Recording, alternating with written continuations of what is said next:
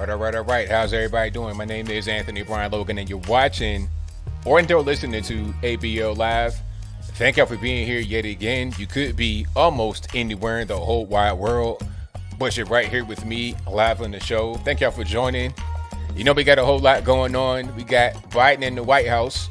Unfortunately, we're going to see how this whole thing goes. You're talking about all kind of executive orders he's going to sign right away. All kind of things that people want that they're not going to get. All kind of promises that he made that he will not be able to keep. We'll talk about that, of course, because that's a really big hot topic. People celebrating and don't even know why. Superstar liberals acting like they're going to be high on the hog. But you know how it goes.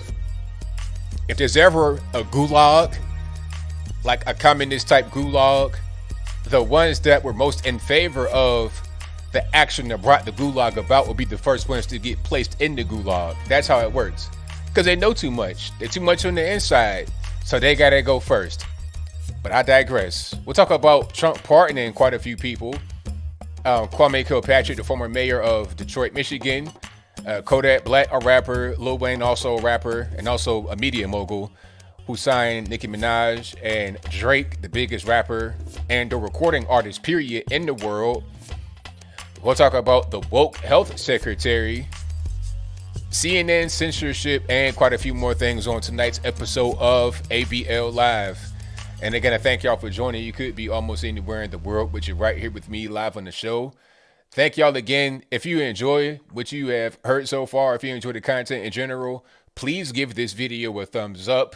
Like the video, share the video, do all that good stuff. Also, if you're not subscribed yet, I don't know what you're waiting on. I don't know what the hold up is, but I'm going to need you to go ahead and subscribe to the channel right now, immediately. It's extremely important that you do so. Also, click the bell right there. Subscribing is free and the bell is free. And if you click that bell, you get notified whenever I go live and or post a new video.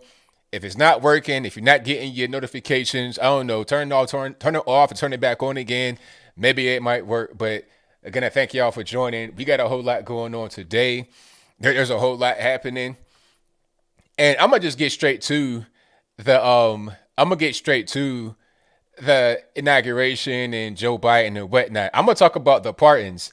That's a really big topic. You know, they're talking about Assange, and I'm going to talk about all that. So y'all just hang tight. I'm going to just get straight to Creepy Sleepy Joe and the inauguration.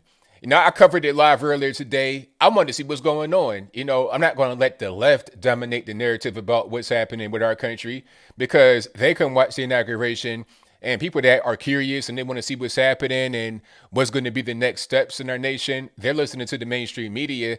And if they're the only ones giving them any kind of guidance as to what's happening, that's what they may believe, because a lot of normies have no idea about politics. All right, I was watching this podcast that Joe Budden, not Joe Biden, the president, I'm talking about Joe Budden, the rapper. Big podcast, millions of followers. And one of the co-hosts said that people were marching for the Second Amendment. And the host, Joe Budden, is like, what's that? Second Amendment, what's that?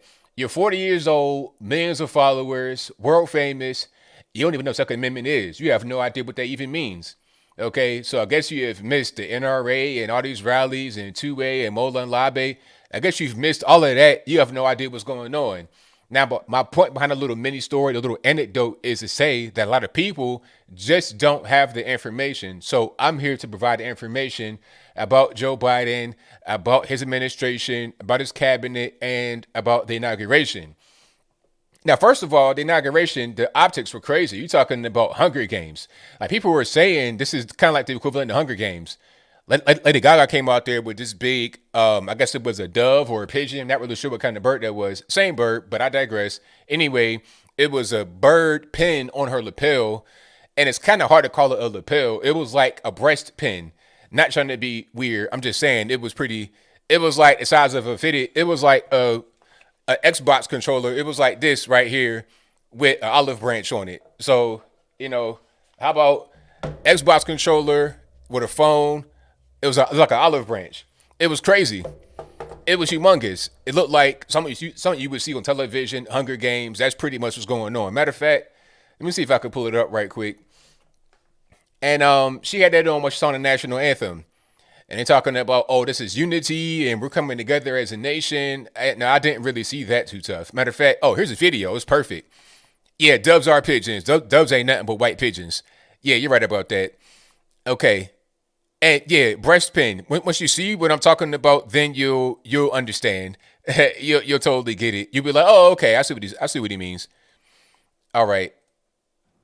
So I'm gonna turn the sound off on that one because I don't want to get nobody to strike me. Oh, you're playing the national anthem. That's a copyright strike. But you see the size of the pen. Look at that. It's like from the center of her chest up to her neck and over to the center, like from her armpit to the center of her chest up to her neck, like a whole quadrant is filled up with this bird. It's humongous. It's like the size of her head. Do you see that?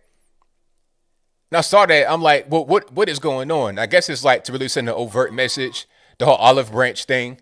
And I guess that's what it is. You know, the whole the theme behind this inauguration was, oh, we're trying to extend the olive branch and we're trying to reach out to the other side. Well, they didn't do that during the 4 years of Donald Trump. Now, did they? You're racist. You're hateful. The president is he's a fascist. All of that. That's what they said about Trump and Trump supporters. I done been called so many N-words and Uncle Toms and coons by white liberals. People look just like Lady Gaga and called me that. But now all of a sudden that Joe Biden's in there. Oh, no, we want to be friends. We want to be cool. All right, whatever. Let's not be so fake. Politics can be really phony, but I digress. The whole point is that the bird was humongous. All right. And it looked like something from the Hunger Games. Matter of fact, let me see if I can find the comparison that I saw with Lady Gaga and the Hunger Games. Okay. Now, I guess they did this right here. So you guys that know about that, I guess you would know kind of what this is right here. You know. All right. So that's kind of what's going on. That's the general idea behind the whole situation. All right. And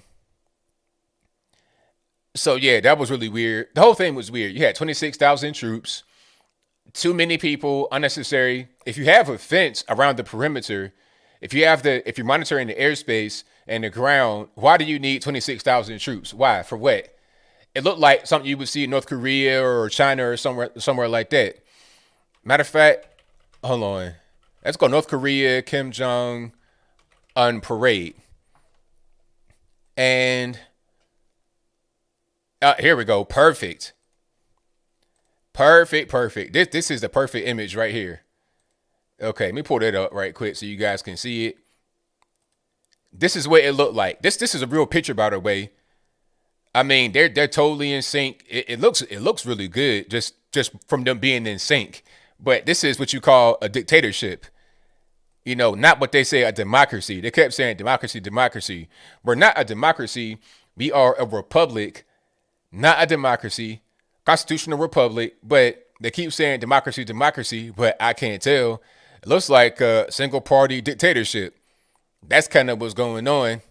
All right. That's kind of the way, that's the vibes that I was getting all throughout.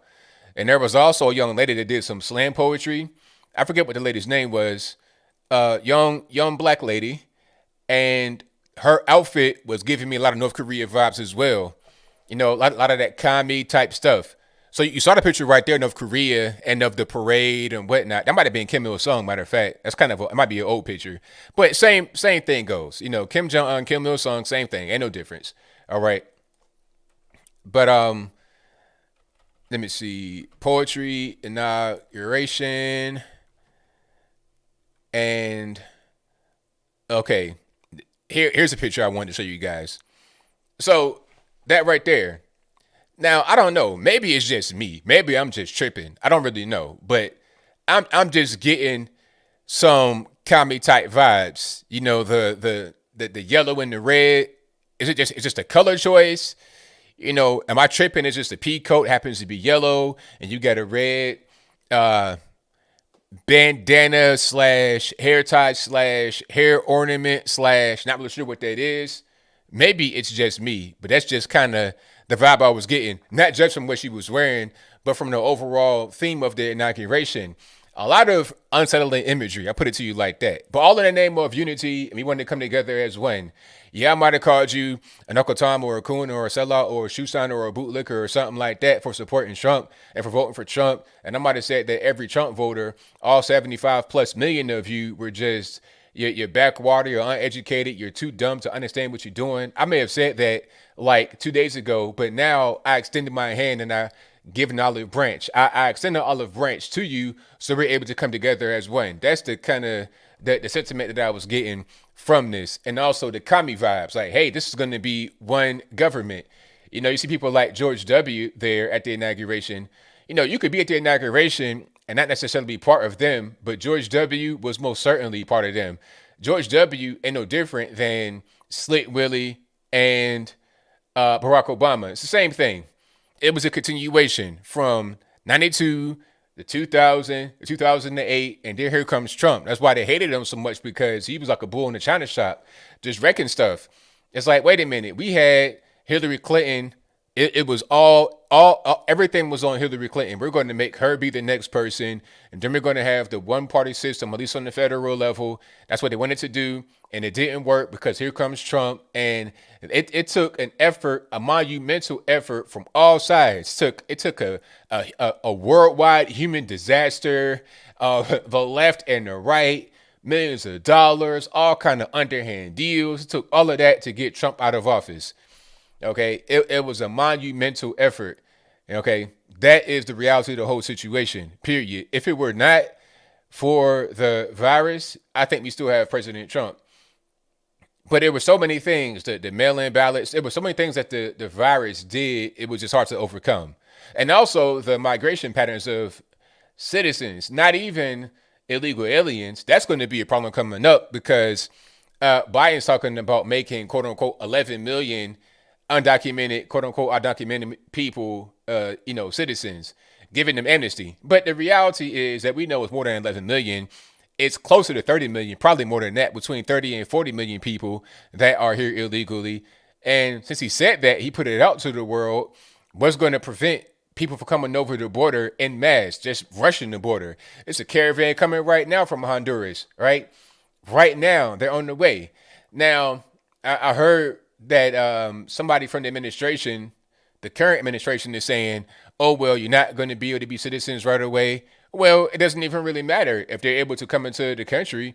And if you do the whole thing about catch and release, where you get caught at the border and then you say, hey, I got family in Milwaukee, I got family in New York or whatever. They give you a free plane ride out there, and you say, okay, we got you out here with your family. Now you got to come to court to discuss your immigration status, and they never show up to court. Some may go to court, but Trump famously said, and I was just dying laughing when he said it, he was like, only those with the lowest IQ ever show up to court. Because why show up? Just be in the shadows. What's the point? You go to certain states that give you in-state tuition as an illegal alien. Not even just as a non-citizen. That's a different story. You could be a non-citizen, but be in the country legally. If you're on a green card or a work visa or whatever the case may be, you're talking about straight illegal aliens with no papers or nothing.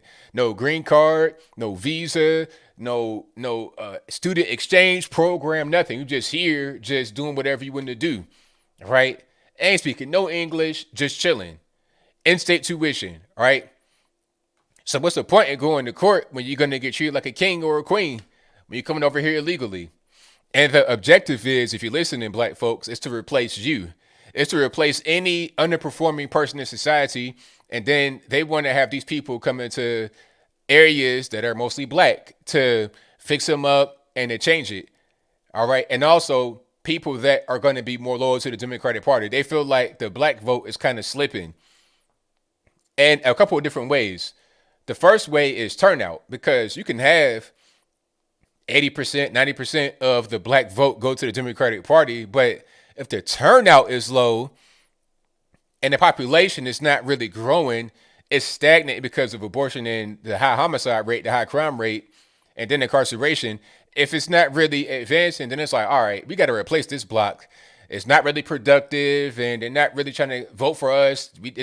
Let's just replace them with the Hispanic and or illegal alien, because they're going to vote more Democratic, because we're the ones who got them into the country to begin with. Although some may not vote Democratic, it doesn't matter, because we feel like the majority of them are. We get 30 million of them, we'll never lose. That's the whole objective. It's not even really to be compassionate about them. It's about maintaining permanent control, at least on the federal level, maybe even a local level. That is the objective. All right. Now, we can fight against it by not letting people like your Joes and whatnot get into office anywhere else in the country. But that's all we can do. That is all we can do. All right. And also, we need to have a focus going forward. People are saying, what do we do now? Have a focus going forward on your local elections. I preach it every time I get a chance. Local elections matter. Your federal, they can only do so much. All right. One of the executive orders that Biden wants to put in place is a mask mandate. He can only do a mask mandate on a federal level, like Capitol building, any kind of federal place. He can do that, not on a local level.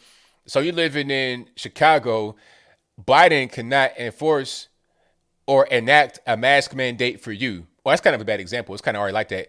But anywhereville, USA, he cannot do that to you in your town. He can only do it in a federally controlled area or place, not in your particular city, state, town. You can't do it. So your local vote really matters, for sure. People say that they don't have faith in the elections. Well, you got to have some faith in the elections. And at a certain point, if you're living in a small area or a regular sized area, chances are you might know people that are actually administering these things. You can volunteer at certain places. You know, my dad, what he was doing was he was a poll watcher. He would also volunteer at the poll places to help people vote. So he'd be able to see what's going on. You can do the same thing. You know, my dad was just a volunteer in Norfolk, Virginia. He just go down, say, hey, I want to be a volunteer, and do it. Usually when you go down to these places, it's like a lot of elderly people that just want to, help out, have something to do. It's them there. So why can't you do it? I can do it. You can do it. Anybody can do it. That has to be your next goal, is to focus on your local. Federal is important as well, but local is most important, especially going forward, as you're going to get a lot of weird things that come from the federal government. You don't want the federal government to just influence and determine your local elections because people aren't going out there and voting at all. It's just letting those that, want to see things go a weird way vote, and while you sit back and do nothing. So that's the main thing that I would say, for sure. Mighty Mouse always works the elections. Then, hey, that's what I'm talking about. God bless you. You're doing the right thing. All right, live. They're coming from Norfolk. Shout out to Norfolk. Yes, indeed. Yep. Right there by what's the name of that place? Right there in Kentsville by Military. Yep. All right. So what else we got going on? Oh yeah. So the inauguration, a lot of weird vibes. Biden only spoke for about 10 to 15 minutes. It was not a very long speech. It was a negative speech. Like, you know what? The whole thing had funeral vibes. It wasn't really joyous or festive. First of all, people had masks on, so you couldn't really see anybody's facial expressions. That was really weird. Normally, you ever see people smiling.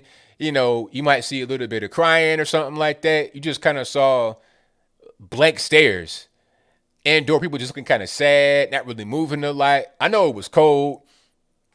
Bernie sat his hand on the big oven mitts, trying to keep himself warm.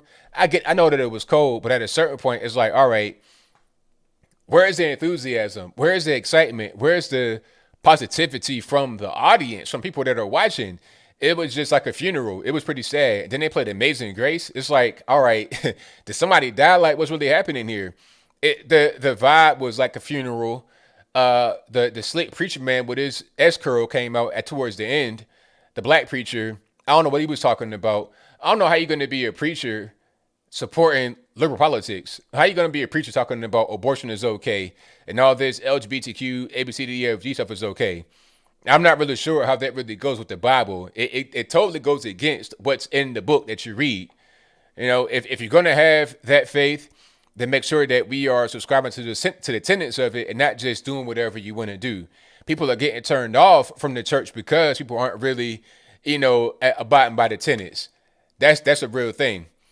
All right. Yeah, and you know what? What else is funny about the inauguration? I get a lot of trolls on Twitter, a lot of liberal trolls talking about cry harder, cope harder. It's like, it ain't that deep for me. It ain't really that deep. It's like, of course you want your guy to win, but if that's not happening, then what else are you going to do? I'm not going to sit here and cry. Like, move on with your life. Keep going forward. Don't put the foot on. Don't take the foot off the gas.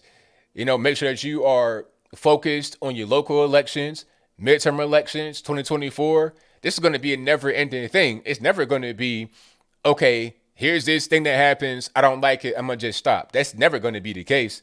That's what they want us to do on the left. They want us to just stop and be demoralized because it makes it easier for them to push forward and do whatever they want. But we're not going to have that happen. All right. We're not going to have drag queen story time taught in front of 4 or 5-year-old little kids in public school. We're just not going to have it. We're going to put it into this stuff, and it's going to happen on a local level first and then a national level. That's where it's got to be. It can't just be about one person in office. It's got to be about everybody in office. If you have the power to vote for someone locally, federally, then do it. I don't care. Like I said before, vote all the time. It could be for dog catcher all the way up to the president. Vote for both of those positions and everything in between whenever you can. All right. Hey, ain't no point in crying over spilled milk because guess what? Clean the milk up, keep going. Ain't no point in crying over it. It ain't going to prevent it from being spilled. It's already spilled. What you going to do? You got to move on. Move forward and do things that are just the proper way to go about it. That's it. All right. So what else we got? Oh, yeah. And then, so Biden has a few executive orders. He wants to be back in the Paris Climate Accord. I don't really know why, because the Paris Climate Accord is not even really a binding agreement. So what's the point? I mean, the Paris Climate Accord is, like I said, it's suggestions. I think China signed it, if I'm not mistaken. If I'm wrong, let me know in the comments. Maybe China and India. Let's just say China and India did sign it. I'm going to give you both ways. Maybe they did sign it, maybe they didn't. What if China and India did sign the Paris Climate Accord? Are they doing anything to adhere to the Paris Climate Accord? The majority of pollution comes from China and India in the world. They said that, like 80 to 90% of ocean pollution comes from, I think, 10 rivers in the world. Just 10 rivers. 8 in Asia and 2 in Africa. Just 10 rivers, 80% of the ocean's pollution. All right. And when I say Asia, I pretty much mean China. Okay. 10 rivers, 2 in Africa. The Nile, of course, and there's one more. I forget what it was.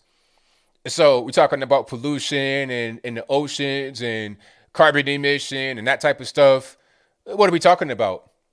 We're talking about mining for rare earth minerals, cobalt, zinc, etc. That comes from, Africa, from China, other parts of the world. And the reality is that rare earth stuff that is on your cell phone and other electronics, China has a market on that.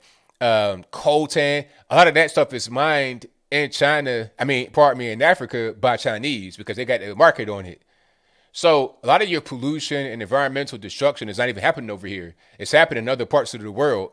Whenever there's a law that gets passed over here that reduces carbon emission or anything dealing with the environment to where we can't produce certain things over here, because the end result is this.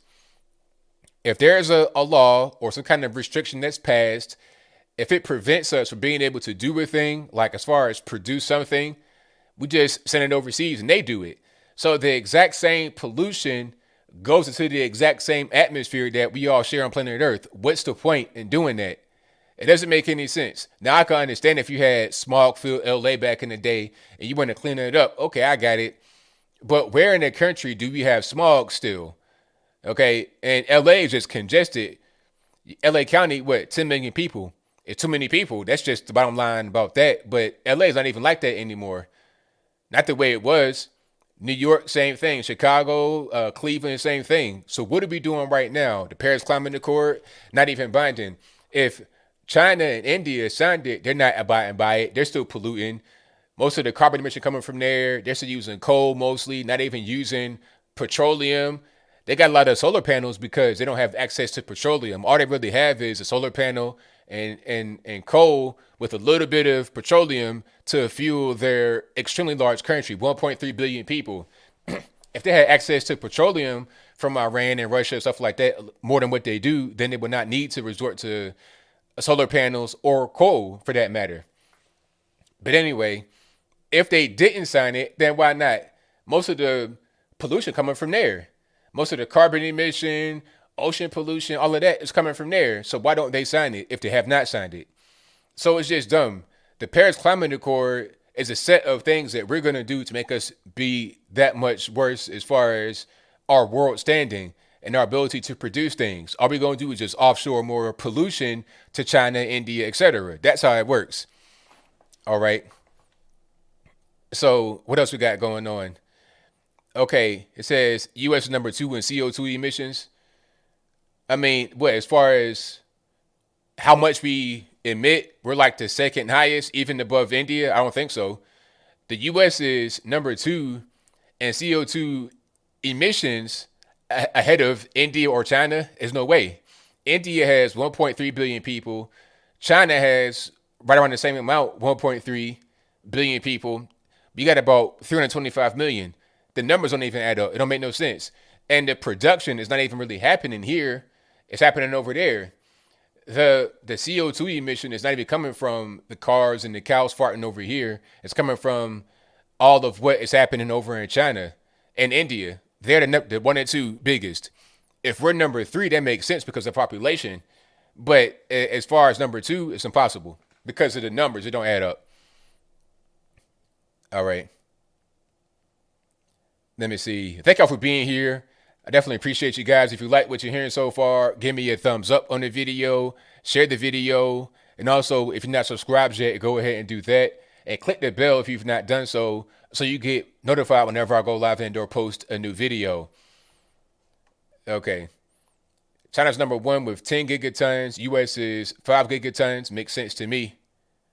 Definitely makes sense to me. D Nice says YouTube's going to cut ABL off soon. Doesn't think so.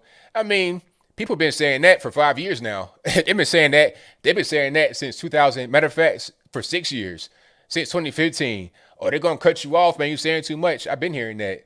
It is always that same thing. I don't live my life in fear, so it is what it is. I'm going to just keep doing what I do. And I'm going to be fine regardless as far as, being able to get my voice out there. But I'm not really worried about that.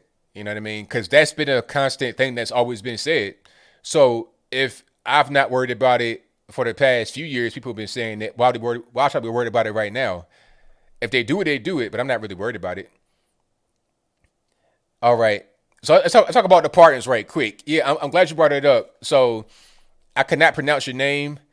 A63NT, you know the rest, says Lil Wayne and Kodak Black get pardons, but Assange and Snowden get to rough it. I guess roughed it or roughed. Let that sink in. All right. So here's my question to the chat. And this is not a rhetorical question. I want you guys to answer. It's not rhetorical. I want you guys to answer for real. Can Trump pardon a person that's not been convicted? One more time. Can Trump pardon someone who has not been convicted of a crime? That's my question. Because as far as I know, Assange and Snowden are like technically on the run. They're not even in the country. They're somewhere else. And they don't want to come back here because they know if they come back here, they would get arrested and then charged, and they probably go to the penitentiary. But as it stands right now, they're on the run. They've not been convicted of a crime. If they're convicted, they will be in custody, right? Lil Wayne got convicted. Well, he pled guilty, so he got convicted to the whole gun thing. He was going to be sentenced, I think, next week. Kodak Black was already in the penitentiary.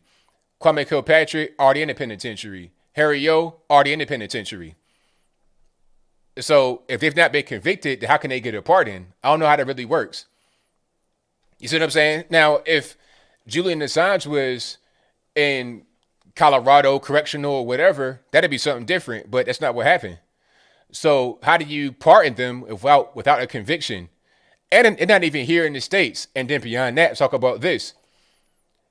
I think Assange is in UK, and they're not going to extradite him to the US. So how can you, if you can't even get him away from a different country to come back here, have a trial, number one? He's got to have a trial, then get convicted. How can Trump pardon him without that whole process happening? If the UK won't even do step 1, how are you going to have step 2 and 3 and then 4, which is the pardon? Y'all tell me. I think people were saying that he should pardon them, but without understanding how the process works. But you guys let me know how that really works. Okay, drop the charges. What charges? Are there any charges that have been filed? Has he been arrested? Okay, how does it work? Can I charge you without like is there a warrant? How does it really work? If you've not been arrested, can I charge you? I don't know how that really works. But that's a goalpost moving to say drop the charges because is it giving them a pardon or drop the charge? Which one are we talking about? Get out of jail free card? Is that how that works? I don't think so because what if you give him a get out of jail free card and then he goes and, I don't know, robs a bank or something stupid like that. And he says, oh, no, I got a get out of jail free card. Trump told me I could.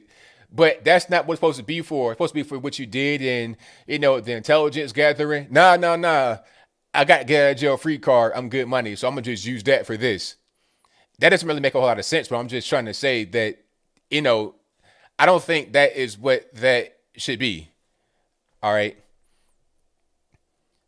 So if you guys have a different viewpoint than me on the whole Assange and Snowden thing, let me know. Maybe I'm wrong. My thought process was if they have not been convicted of a crime, he cannot pardon them. That's all.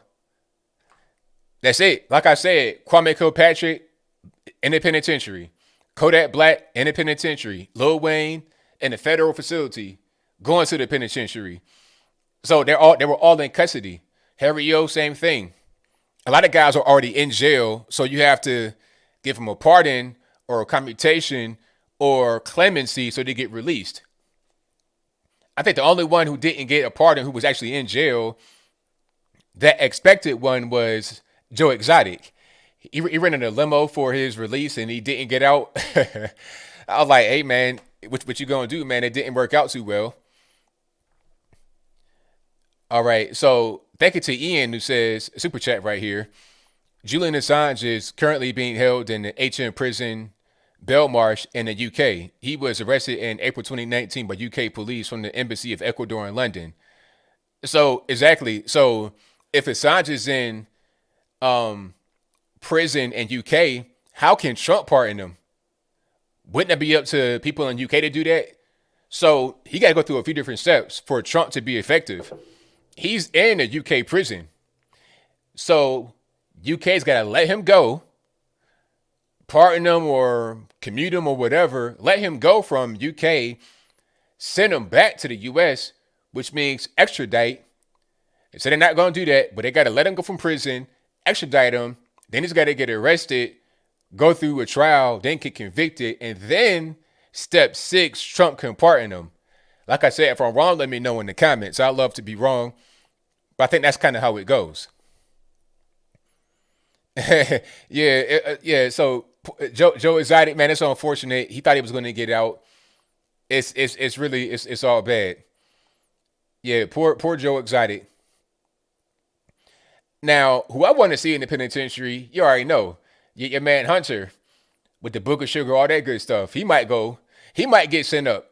He definitely might get sent up. And if he gets sent up, it's to protect Joe, period. I mean, the stuff on the laptop, all of that, that's enough right there to get him sent to the who's goo. But because his dad's going to be the president, that's not going to happen.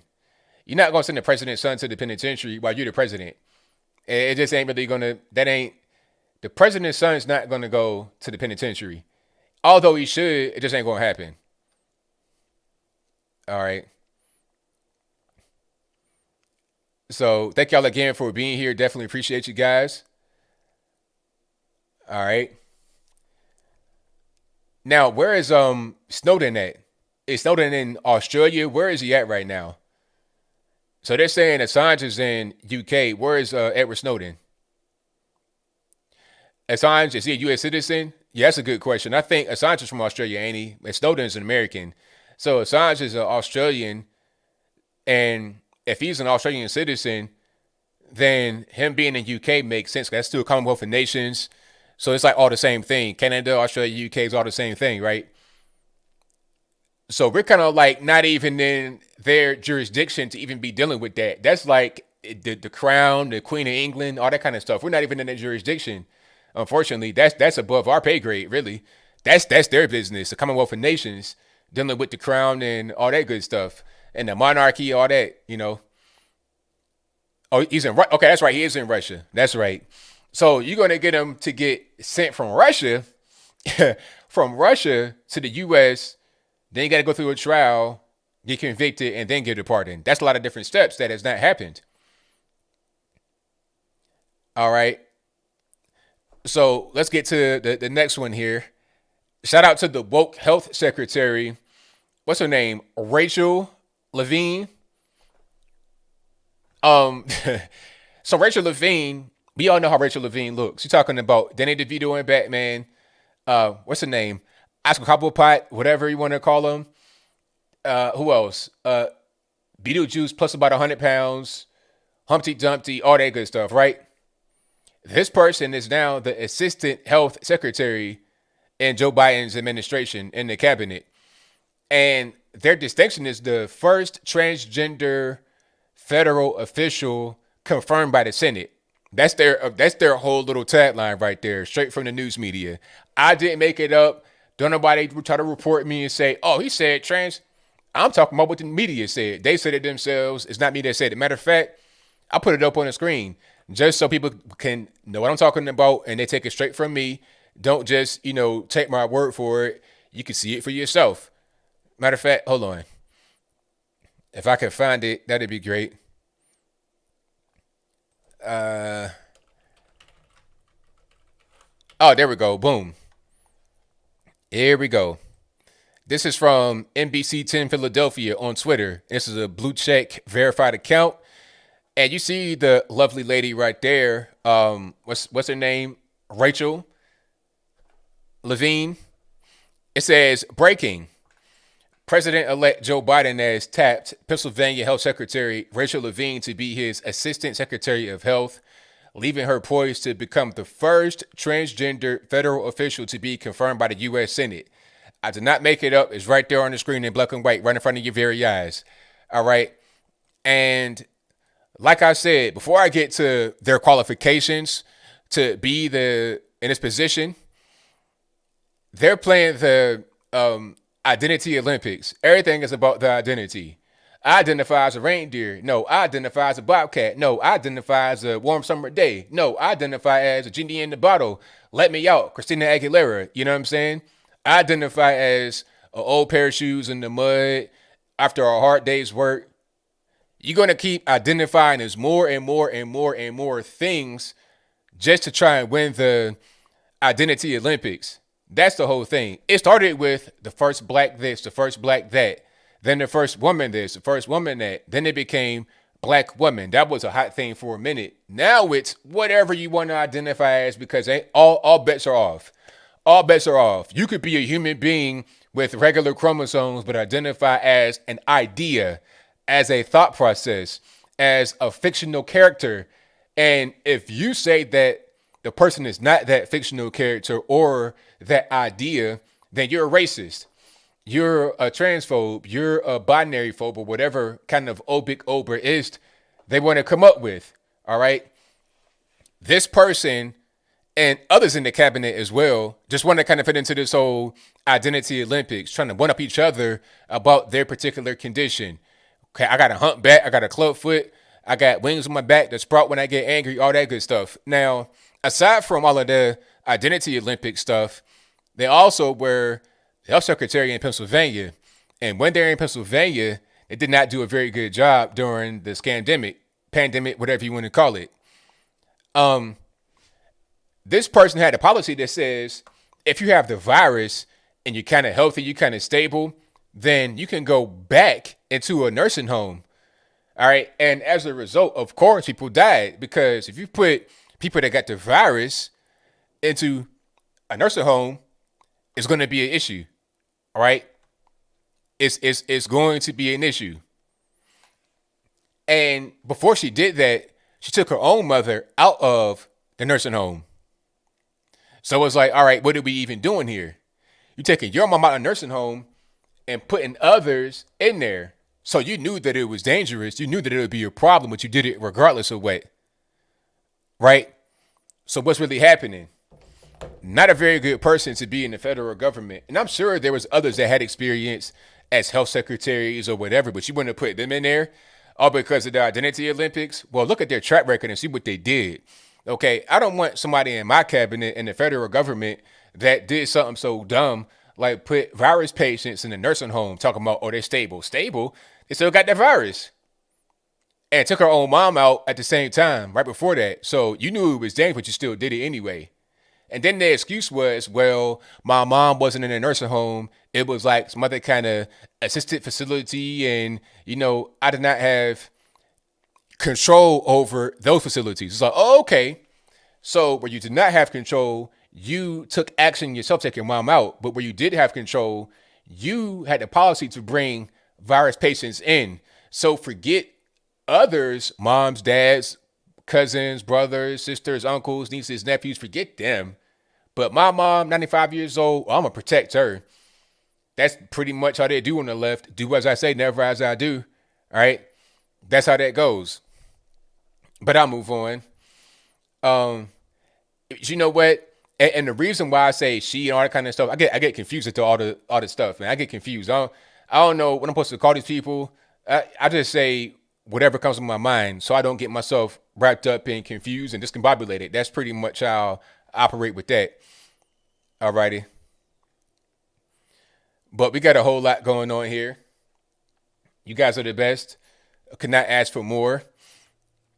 So who's going to be the next person that comes into the cabinet? I think he's pretty much got the cabinet on lock. There was somebody else that was a cabinet pick. I think they were a Native person. And their tagline was the first Native woman. I can't even remember all of them. I think first Native woman in a federal cabinet position. And this, the titles and the honorifics are so long, I can't keep up. It's to the point where I don't care, which is generally how I felt from the beginning, so it don't even matter. All right. So what else we got going on? Oh, CNN censorship. So CNN, live on camera, one of their the commentators, aka contractors, to go out there and say everything that Brian Stelter can't say himself directly because they would say that it's CNN that did it, not the guy that was on there giving his opinion. But anyway, this guy got on CNN and said that we got to do something about all these conservative influencers. They're just kind of getting in the way. Some of these guys on YouTube have more views than daytime CNN. And when he said that, it was his trigger right away. It was a straight dog whistle. I knew you were talking about Mark Dice because Mark Dice had said that before. He said that he has more viewers than daytime CNN on a video. So I know that this guy watches Mark Dice or is familiar with him. So if you're trying to attack Mark Dice, you want to attack Brandon Tatum, you want to attack me, you want to attack other guys on the YouTubes that have some kind of following and may get more views than daytime CNN or may be able to compete with daytime CNN or whatever. Whether it be daytime, nighttime, evening, noon, CNN, MS13, DNC, Fox even, they don't want to have our voices, the alternative voices, because they know if they control the conversation, they can steer people to the left and keep them there rather than giving them real information. I was watching one of these shows today. It was a clip from the show. I didn't see the show in full. But Nicole Wallace from was it MSNBC? One of these places. And by the way, before I even get into what she said, this is the same person that scolded us for being in the White House, talking about, oh, they're rambunctious and they're in the East Room, presidents a lot in state. How dare they do that? It was a Trump rally. It's like, what's the problem? Why are you even mad? This is a White House event. It's a private event. Why are you mad? Why speak that way against us? Because we're Trump supporters and we're black and you hate it. It was a Brexit event. And the way they talked was despicable. And then they had, thank you for the tea. And then they had, who else? Who was that? I forget who that was. Jason somebody. One of these black liberal guys. He got on there and was totally disrespectful to all of us. Saying, or they're self-hating, they hate themselves, they don't know what's going on, all this, that, and the third. And then they had, what's the name? Silent Al Sharpton, the FBI snitch Al Sharpton. He got on there and said the same thing. So you go from admonishing conservatives on your platform unnecessarily, aside from just being the quote unquote truth and bringing real news, you're talking about their self hating. You don't know me. You don't know what's going on with me, but you want to say that and then pass it off as real news. But I move on. Anyway, she's saying, hey, we got to find a way to just tighten up on this false news, on this false information, because they're putting out so much false stuff and they're not really serious. It's like, wait. You want to tell me about being serious and false news and what's true and what's not true? The same person that had people on their show talking about, I am a self-hater and I don't know my daddy, I don't know what's going on, don't even know me. I saw that guy that said that too at Politicon. He didn't say a word to me. I looked straight in the face, he just walked right by. You know, they're not going to say anything to you. They won't even ask you a question about why you vote for Trump. They make assumptions about you, get on TV and say it, and then say that you are the one pushing fake news. So that's kind of what is going on with CNN. But that's what they do on the left. Do as I say, never as I do. I want you to be 100% news-based, no opinion, no racism or nothing like that. Although we do that more than they do, they tell us to do it. You see how that works? We give the actual true information more than they do. They give more opinion and yellow journalism and fake news, but they want to tell us to do what they can't do. Interesting how that works. Oh yeah, they want to attack Tim Pool as well. I saw somebody say Tim Pool. Yeah, they want to get Tim Pool off of there. They want to get anyone off that has a competing voice, someone that can bring about different information than what they bring, because a lot of what they bring, it's like halfway true, halfway false. They'll report on a true story, and the way they report on it, especially on television, it's in a false manner. And I'm seeing more and more op-eds pop up on so-called mainstream media news sources, giving their 2 cents in their opinion, talking about, I'm all about news and 100% news, straightforward news. It's BS. Yeah, Crowder's not banned. You can't even ban Crowder anyway because he got his own platform. The Mlk Club, he's on, what's that, CRTV. How you going to ban somebody that got their own platform? You know, that's why I always say guys got to have their own website and everything else. They'll be able to get back rocking and rolling. All right. And Crowder was smart by doing that because he is not totally relying upon YouTube from what I know. He has YouTube. That's important because it's the biggest, video platform on the internet, period. But he still has CRTV. He still has his other means of being able to get his voice out there. Alex Jones, same way. He has his own website, Infowars.com, of course, Band.video. He's still able to have a voice. And I think as we push forward, you're going to see the rise of more and more alternative news sources, alternative media platforms, social media. You're going to have more and more of that as time progresses, for sure. All right. Well, thank y'all again for being here. I appreciate you guys. You guys are the best audience on the internets. Andrew says, does Kodak get out tonight or what? I don't know when anybody gets out. I guess it's up to the individual penitentiary where they are, whether they get out tonight, whether they're already out. I don't really know how that works. I guess it would depend on where they actually are locked up. That's really what it means. I think Crowder is on break. That's all. Yeah, Crowder's cool with me. I don't got no problem with Crowder. Shout out to him. Shout out to all the guys that's out there doing their thing. So we got a few super chats I'm going to read, and then I'm going to get to the calls. John Miller, I'm not really sure. I think his show is not there anymore. I forget where that show was. Might have been CRTV, but I guess the show was not online. But I still see him. He still got a presence on the internet. I still see him on Twitter and stuff like that doing this thing, but I don't know about his show, if he has a show or whatever anymore. But, I think what Crowder is doing is perfect thing. He does not have all his eggs in one basket.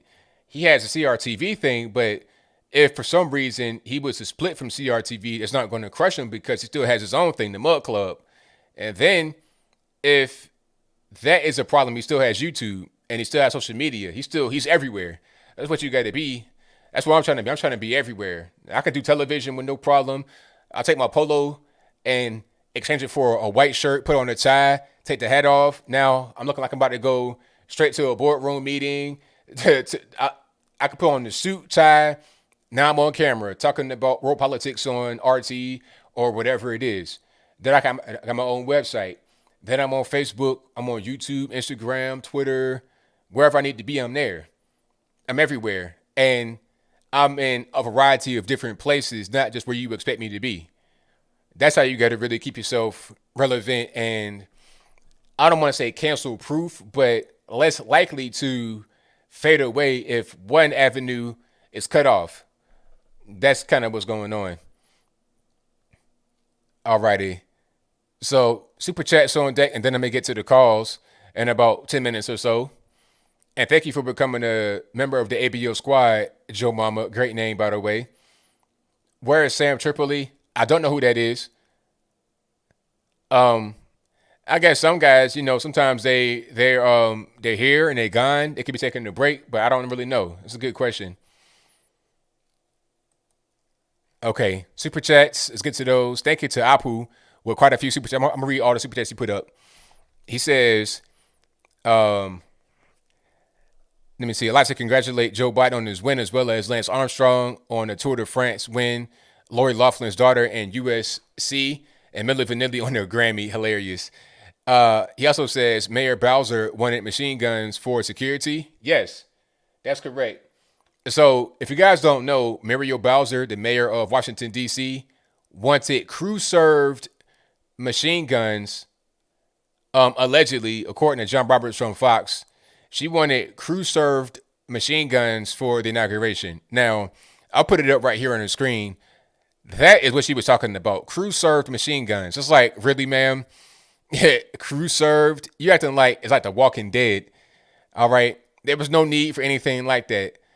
The one person that got shot got hit one time with a 9mm. That's all I really. I mean, you don't need something like this for civilians. But this ain't Afghanistan. We're not fighting with tanks and RPGs and sniper rifles. We're not even doing that. All right, this is not that kind of party.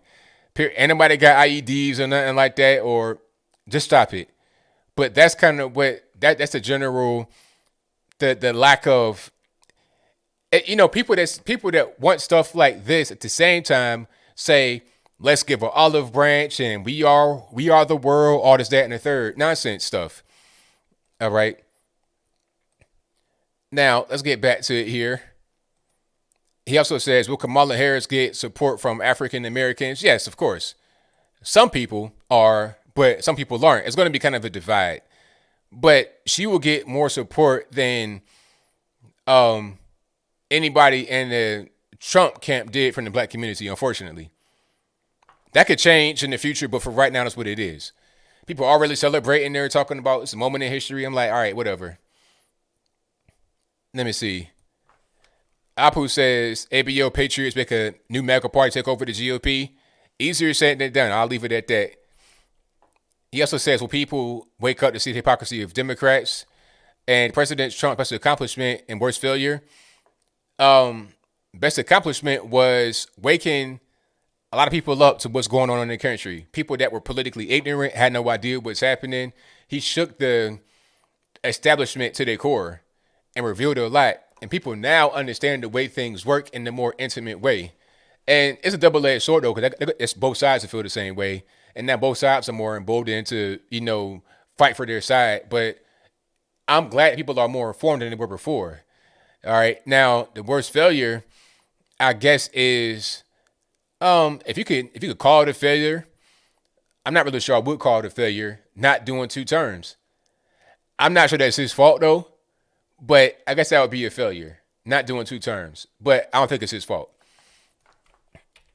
Shout out to Yeet, who says, a health secretary that's confused about his gender. Exactly. Stacy says, do you think President Trump might not run again in 2024 because his youngest son, Barron, will be 18 years old then, and the left and the Democrats will pick on him without mercy? That's a good question. I think that he would run it again if he felt like if he was up to it. If he felt good and he's still healthy, he'd probably run it again, but he might not. It all depends on what's going on at that particular point in time. It all really depends. Thank you to the Speaker of Civil War History, who says, anybody remember when Madonna said she would blow up the White House? I do remember that. She got a Secret Service visit and all of that from that particular situation. Thank you to Bear Bait, who says, I hope they do not touch that big, beautiful southern border wall. wouldn't letting all those immigrants in be a huge COVID risk. So much for safety. You know, the virus, I don't even care about that no more because I saw this big caravan coming just the other day from Honduras, and they're not really wearing masks. They're not social distancing.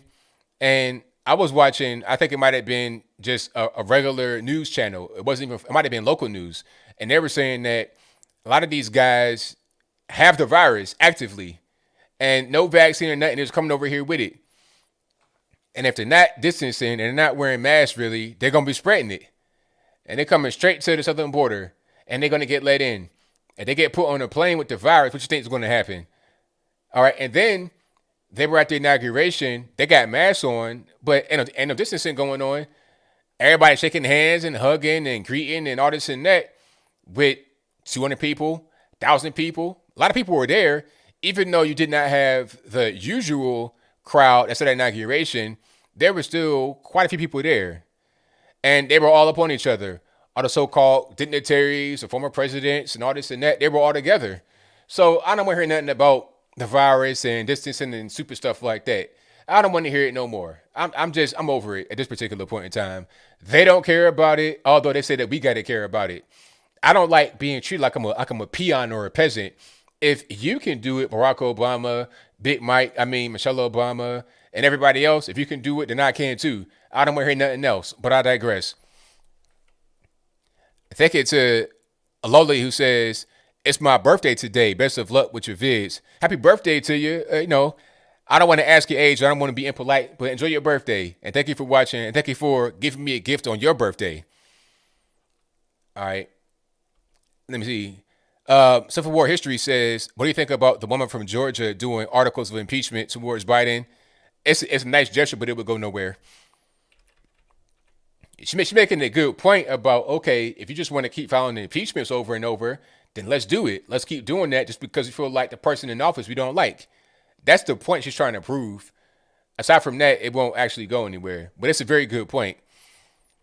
Leo says, did you get a chance to see the first press briefing about an hour ago? No, I didn't see that. I did not see that, but I did hear about it. I think they got, Jen Psaki doing the press briefings. I had to go check it out after this is over with. Tune in Dropout says, the Washington establishment has reasserted its ugly head. We need a third party, and it's going to take people from the left and the right to be effective. I mean, I'm going to say this about a third party, because I keep hearing it. I don't think it's really a realistic thing to do, because these parties have been around for a long time. I mean, the GOP is newer than the Democratic Party, and they were around at the end of slavery, like 1851. You're talking about 150 years of being a party and having guys in office. I think what we got to do really is infiltrate the GOP. That's what's happening right now with the squad. And I keep saying it over and over, but I'm going to say it again. The squad are financed by outside people, by Chunt Yogurt from Young Turks and other guys, George Soros, a lot of guys. They fund the brand new Congress and also Justice Democrats. This is like a subversive movement in the Democratic Party to move them to the far left. Now, if we did that with our own version of the squad or just as Democrats or whatever you want to call it, we can subvert the right back on track and not being so swampy. That's the way it's got to be, in my humble opinion. If you're trying to get into that swamp and just have a new party and have success immediately, it's just not going to happen, unfortunately. Let me see. Marlon Bremer says, MAGA tears quench my thirst. Okay, well, hey, man, good luck trying to find those, man. That's like a rare earth metal because I don't cry near a tear. So if you come in here looking for some MAGA tears, man, you're going to come up with a empty well. The well's going to be super empty. Matter of fact, I saw a guy crying tears of joy for Joe Biden. You'd be better off trying to get the tears of Biden supporters that are happy about Joe Biden being in there. Matter of fact, here's something I see right here on the Twitters. And that guy is weird. It's like, why would you post your own self crying? It's like, what are we doing? All right. It's like, and here's the tagline. I'm effing crying my eyes out right now. I can't stop. Oh my, do we need this? Let's do this, America. Thank you, Joe and Kamala. Yeah, get some of that guy's tears right there. And I can't do nothing for you. I cannot do nothing for you. big dog. It ain't really gonna happen. Alrighty. So let's get to the next one. And he gave me some money too. Thank you for your donation, man. Definitely appreciate you. Let's get to the next super chat. Thank you to Richard, who says Nixon resigned before he could face an impeachment trial, and Ford later pardoned him. Thank you to Ian Kinney, who says Julian Assange is currently being held at the I'll read that one already. Hey, you says ABL love your hustle. Wish you and Timcast IRL didn't go off at the same time. Y'all should coordinate. Also, please go on and show your demand. Thank you to Lady Wisdom for becoming an ABL supporter. I appreciate you, boss. Thank you to Ian, who says Snowden in Moscow. Gotcha. Civil War History says they got transgender confused with trans fat. Road Dad 66 says save her mom from a nursing home, then send COVID patients to nursing homes. Bingo, exactly. That's your what's that? Identity Olympics champion Rachel Levine. Texas Sweet Tea says Trump identifies as president still. Sleepy Joe needs to respect that. Road Dad says take Whitmer, please. Are you talking about Gretchen Whitmer, governor of Michigan?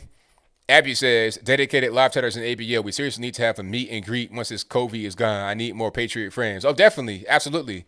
We got to do that. Thank you to Mike Ripplinger. Hold on. Let me get back to where I was.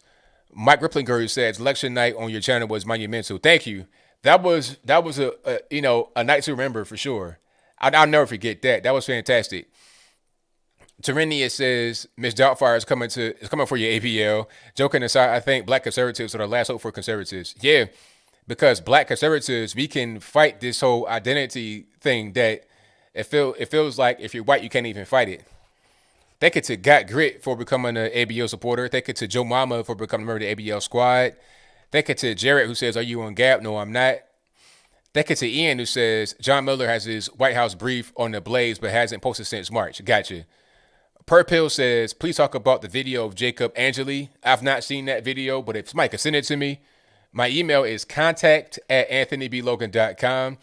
I've not seen it, so send it to me. I love to check it out. Kelly says, what a sad, depressing inauguration with no people. Welcome, comrades, to the Conversation of America. Matthew says, shout out to all the callers tonight who were drunk and or high. Don't just sit back and enjoy the show. Exactly. Do not call if you cannot talk, really. Marcus says, do you think that Trump's partner of Kodak and Lil Wayne will wake more of the younger generation in the black community up? Trump is a smart dude. I think so. I was reading comments today. I'm on Vlad TV. I'm on Shade Room. I'm everywhere. Like I said, I'm everywhere. I'm reading the comments about Kodak and Lil Wayne, and people were saying, oh man, recount the votes, Trump 2024. People were, in there, they were kind of feeling them. They liked what Trump was doing. And in reality, if you look at exit poll data, which may or may not be true, but from what I saw early on, it said that Trump gained in every identity block except for white males.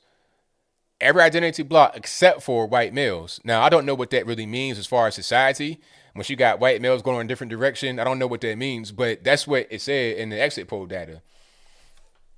All right. Now, I think what could be said is that I forget how it goes. You guys know the whole thing about good times create soft men. That could be what's going on, but I digress. You're So Cool 23 says, I'm just waiting on the radicals establishment to eat themselves. It will happen. Pendulum always swings the other way. Now they have to face their own. Exactly.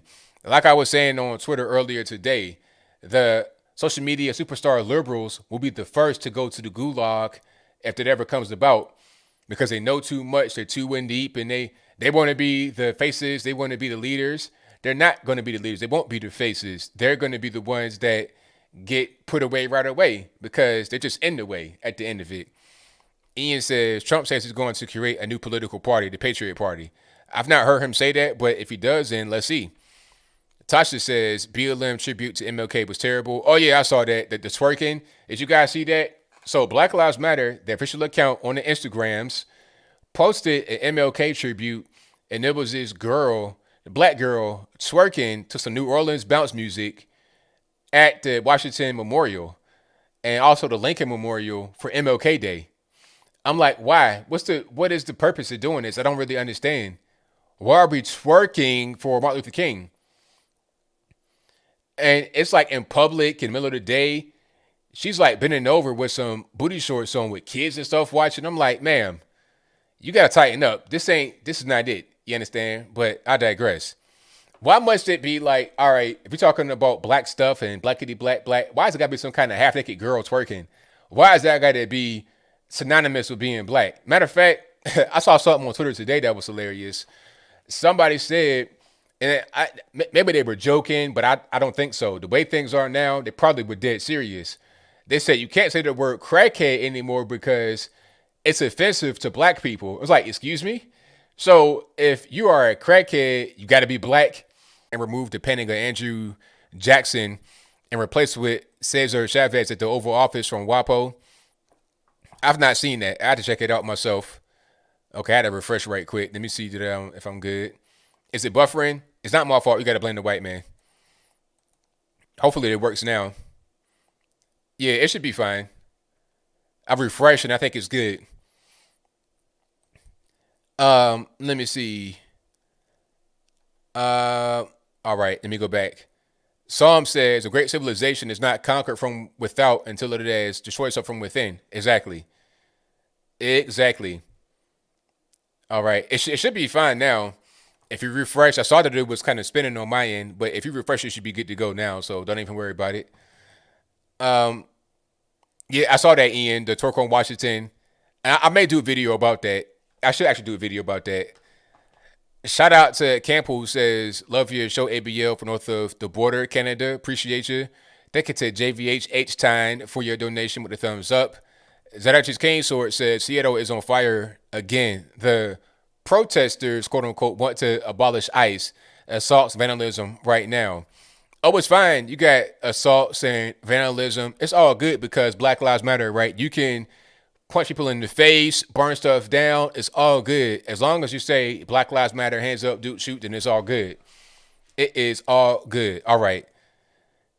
Thank y'all for being here. And the super chats, you guys are fantastic.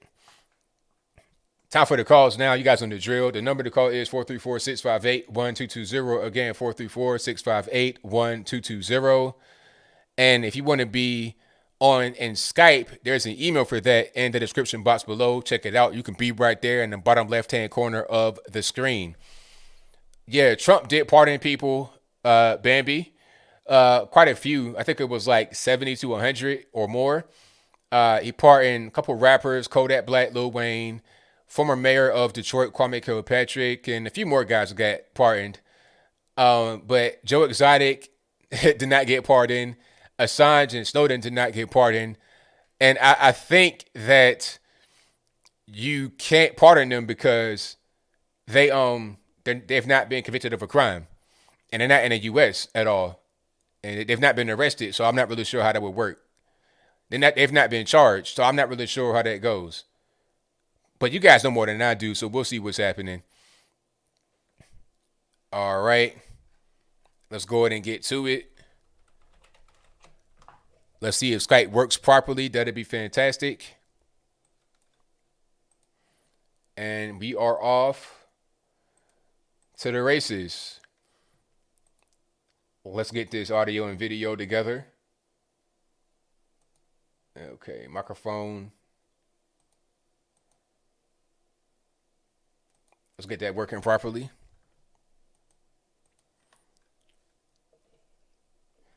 And, okay. I think I know what's happening there. I think all my sound is off. The mic is on, but their sound is off. Okay, let's get out of there very quick. Y'all give me a little bit of time to get Skype set up, and then we'll get back into it.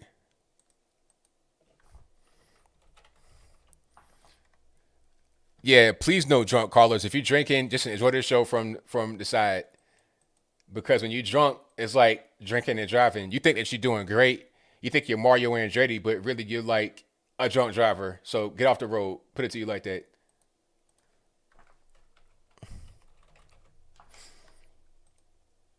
And let's try the sound again.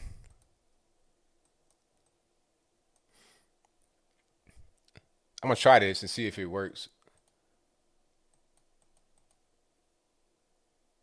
For some reason, that's not even really working. There we go. Perfect. All right. We're back in business. I got some new headphones and I think it wasn't accepting it, so I had a little issue with that. That's weird.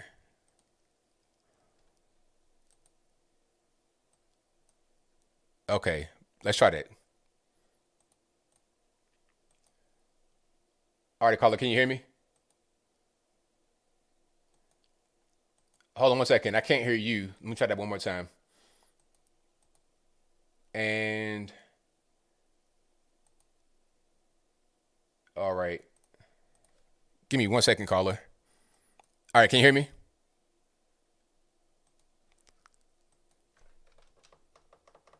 One more time, can you hear me?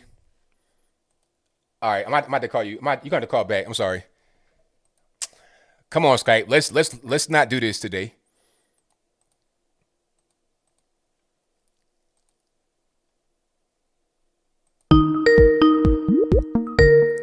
So you guys hear that, but the problem is, oh, all right, okay, I get it.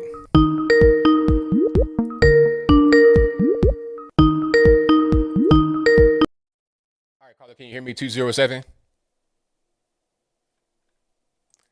207. Hello.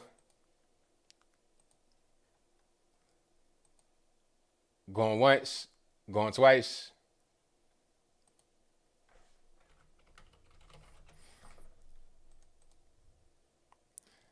Let's try that one more time.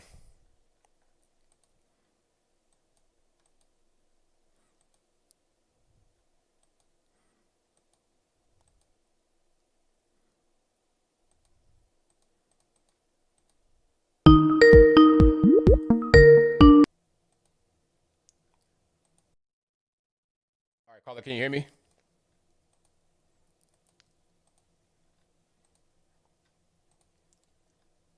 Caller. Caller,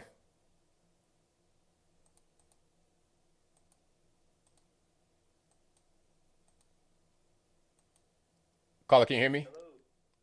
All right, I hear you, but give me 1 second because what's happening is that it's not actually coming through my desktop where it has to be. So you have to give me 1 second, then we're gonna get back on it.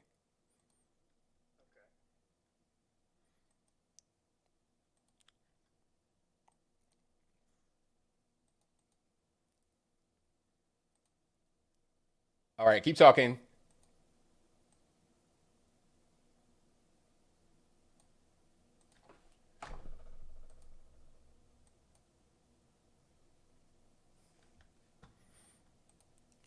All right. I don't know what's going on. I gotta take a pause on the my speakers can't be muted here because it's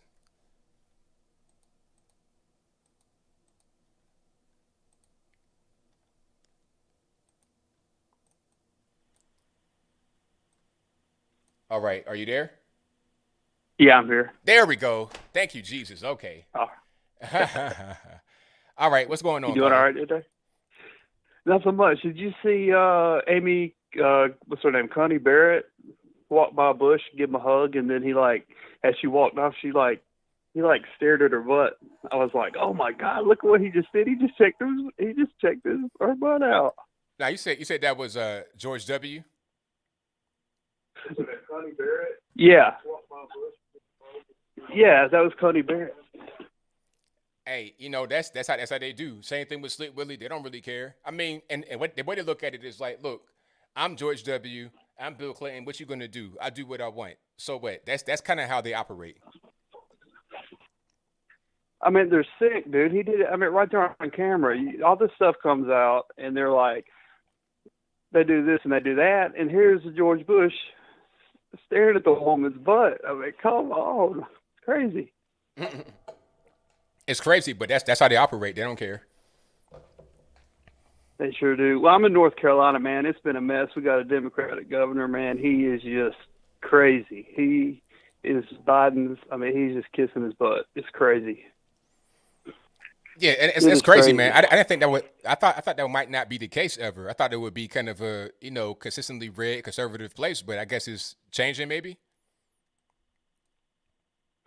It's the cities. I mean, all the Yeah. cities vote Democrat, and all the outside areas vote Republican. Right. It's just crazy how it's doing.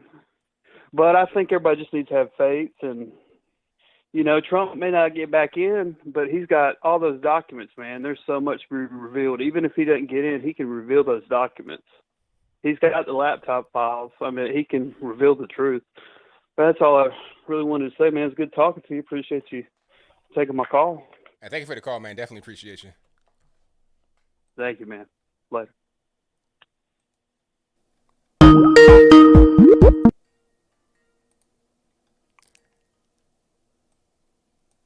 All right, let's get back to the calls here. Let's go 484 on the line. Who am I speaking to? Hey, ABL, how's it going? Everything's good, man. What's happening? Hold on, let me turn this down real quick. Can you hear me? I hear you well. All right, yeah. I saw that video where the girl was twerking at the Capitol and all over the monuments, and that was just a complete disgrace, especially trying to represent Martin Luther King, and they used his song saying, "I have a dream." Well, not his song, but his speech, "I have a dream" in that song. Yeah, they tried. Yeah, they remixed his voice into the song, and it's like, what are we doing? Why would that be how you represent Martin Luther King? I don't think he would appreciate that. No, he wouldn't, especially that they're on that Capitol, and the fact that she was doing it in front of all those people, it was really cringy. Right. It was just, like, leave that stuff at the nightclub. What? I mean, any other way you could honor him? Is that the best they can come up with? Black Lives Matter just looks like even more of a joke than they already did in the summertime. Now, exactly. Just for that, I would never take them seriously ever. I never did, and I never will at this point.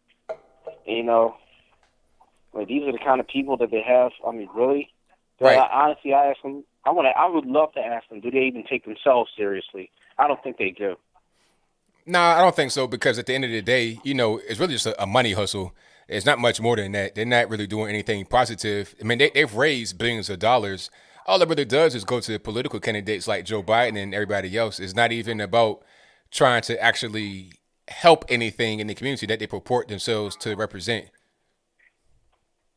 Or even trying to change anything, like quote-unquote systemic racism, even that never existed. Yeah, it's not even really a thing that they're talking about. It's all about just getting money. Pretty much, that's what it seemed like. And another thing I wanted to touch on, what was another thing I wanted to touch on? Oh, yeah. Most of the people, one thing I've noticed, everybody in my state, in Pennsylvania, they're all getting tired of this mask stuff. Even the people who use businesses who used to enforce it, they just don't even care anymore. It's like you go in there with mask or no mask, it's like the owners just don't even care anymore, because a lot of them are getting tired, and now Joe Biden's asking for another 100 days. I was like, it's just like March 2020 all over again. Like last time they said, 90-day shutdown? Yeah, it's always an extension. It's like, okay, we're going to send it to this day. And it's like, it's never ending extension. Once you just say, we're going to have the mask mandate until whenever we want it to be over. But like you said, people aren't even really, they're not really following it. Like months ago, our police chief got on TV and said he's not going to enforce any kind of mask mandate. So people do whatever they want. And that should have been the reality from the beginning. Okay, here's what you can do to prevent the virus. You can wear a mask if you want. You can wash your hands or whatever. You could do things to prevent from getting sick. People might do it if they are given the options to do it rather than forcing them. That's when things get weird and you got shutdowns and stuff like that. Let everyone make their own decisions about how to protect themselves. That's the best way to go forward. What we're doing right now is not working, obviously. Oh, yeah, and now Cuomo has a nerve to say reopen the economy, and it's just, no, it's a little too late for that. Now that Trump's out of office, now you want to reopen it? Yeah, it's a little late. They all did it, and, right. Exactly, right late. And most of these governors and all these Democratic mayors and every Democrat that's in power, they did it. They all just did that just to spite Trump, and then they want to blame it all on Trump. But everything that they blame on him is what they're guilty of. Because Brandon Tatum, he said he's going to upload a video of the entire past 4 years of people inciting violence, making threats towards Trump and his family and all that kind of stuff. Like especially with Snoop Dogg. Now all of a sudden Snoop Dogg wants a favor from Trump after you made a video of you killing him. It's crazy. Yeah, I know. Well, all right. Thanks for taking my call, ABL. Thank you for the call, man. Definitely appreciate you. All right, you too. All right, bye. All right, great call. All right, man. What's going on? Hey. Hey, you back? James in Tokyo. Yeah, man. I was having some technical difficulties earlier, obviously, but we back in there. Yeah, I don't know what's going on. Technical difficulty everywhere. That's what we're looking forward to the next 4 years, man. That's right. Hey, this woke health secretary, is this the Dr. Rachel Levine that you're talking about? Yeah. Isn't she the assistant? I don't know what that's supposed to be doing, but I think she's the assistant health secretary. And then the big dog is Javier Becerra from California. right. So, okay, so we get into this identity politics, right? And I want to ask, this is all building up to, I wanted to ask your opinion on how do you think the Republicans are going to have to get into identity politics later down the road? Like, instance, next election round or whatever. Is this going to have to be something like somebody going for Tim Scott, who I think is perfectly capable of doing the job, but they're going to end up voting for him because of something else? But I know that she wasn't elected because of, any qualifications. Where was she health secretary before? Do you know? Pennsylvania. How many people died in Pennsylvania? A lot. 19,000. How many of them died in rest homes? Was it like 80%? Yeah, not quite, but something like that. Yeah. So what do you know that she wrote a memorandum that said that anybody with COVID from a rest home needed to be put back in the rest home? Yes, indeed. And it was like, okay, if you have the virus and you're stable, go back in the rest home. But before that, her own mom was in the rest home. That's right. It's like, okay, I'm gonna take my mom out the rest home, but you guys get to spend time with the virus patients in the rest home. So she knew full well that it was dangerous there, and took her mom out, right? And then wrote the mandate that said everybody has to go back in there. Then some 10,000 plus people die in a rest home because of COVID. Now the big question comes around. Is there a law precedent? Is there any place in the U.S. where somebody has been convicted because they have, for instance, coughed or sneezed on somebody else? They had COVID and they gave it to somebody else. Now, should the person then become sick and die, are they convicted of murder or manslaughter? If that's the case, she will then be guilty, or at least liable, for some upwards of 10,000 deaths. You know what? That's a real possibility because it just got Rick Snyder over the whole Flint situation. Remember, he was a governor. Yes. Yeah. Yes. Yep. That's insane. Now, I know that we're not always calling the Democrats. Actually, it's not so much Democrat or Republican because I don't see a lot of consistency on either side. And we need both sides in general. We need both sides of the argument. Yeah. I got that. But the leftists have not exactly been consistent. Not a lot of Republicans and the GOP have not been consistent either. But for crying out loud, that is something that's going to set like a law precedent. Oh yeah, definitely. Right? That's definitely going to set a precedent for sure.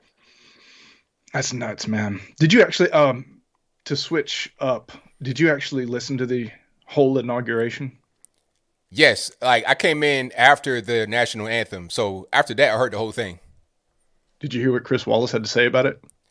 Oh, talking about it was the best speech he's ever heard as far as inauguration. It's like, really, Chris Wallace? Is that what we're going to do? And you know what? I was watching a little bit of Fox before I started really watching it consistently like that, like today.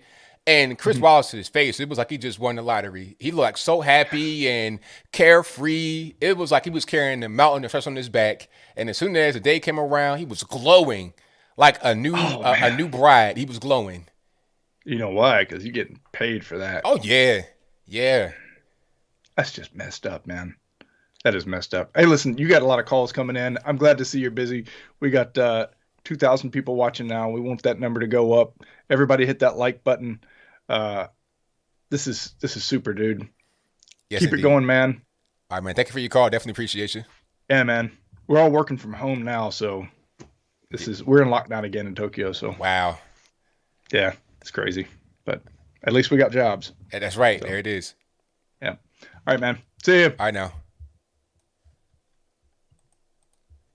All right. Shout out to my man coming from Tokyo, Japan. I saw a comment earlier. It says from Dallas. Shout out to Dallas, who says Amazing Lucas said that ABL is a effing moron and spread false narratives. Showed some of ABL's videos on voter fraud and how Trump can win. Also called B. Tatum a clown and should be banned. Well, I never said anything other than the reality of what is possible. I don't have videos saying like pathways. I had one video that says if you give up now, then the fight is lost. Giving up does not mean that anything other than legal ways.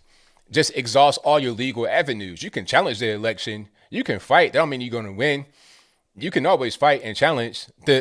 Every election is challenged in some kind of way. Every single one. I don't care if it's dog catcher locally, nationally, is always challenged. Like I said in the video I put out, that you're probably referring to, is in 2016, what did they do with President Trump? They had the Russia investigation. They spied on him. They tried to subvert him from the inside, from the Republican Party, from the Democratic Party, all sides. You try to get people coming there, little consultants and spies and moles and everything else coming in there, leaking information. They tried to do everything to contest the election and to subvert the election. They tried everything and it didn't work. So they can do all of that. And they still say to this day, Hillary Clinton still says to this day that the election was stolen from her because of Russia, is what they say, right? So it's like, all right, you want to go down the whole Russia route for 3 years. That didn't work. Ukraine, that didn't work. Nothing works. You still say it was stolen. So why can't there be an investigation to see what's going on, to exhaust all your legal avenues? Now, the problem is when the whole thing with the Capitol happened, it negated the public's desire to see an investigation, and those that have power to investigate it don't even care anymore, because now the narrative is, oh, if you want to investigate, if you want to question it, then you are a collaborator with the anarchists, because the narrative was already spun before the whole thing happened, that the reason why it happened is because of Trump's rhetoric about the election being taken away. Although the left always say that, and they've been saying that. They said it today. They said it on TV today, that the only reason why Hillary Clinton wasn't there and she wasn't the one, they said it on Fox News, matter of fact.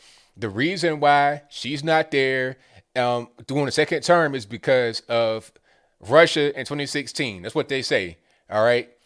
That's the reality. So exhaust all your legal avenues and then you can move on. That's what I always said, but I digress. 301, you're on the line. Who am I speaking to? Hello, can you hear me? Yes, I can. Who am I speaking to? Hey, how you doing, man? My name is Tony. All right, man. What's going on? Man, just chilling, man. Chilling. I just wanted to, I'm one of your first time callers. I've been following your show probably for like 2 weeks now. I just found out about you.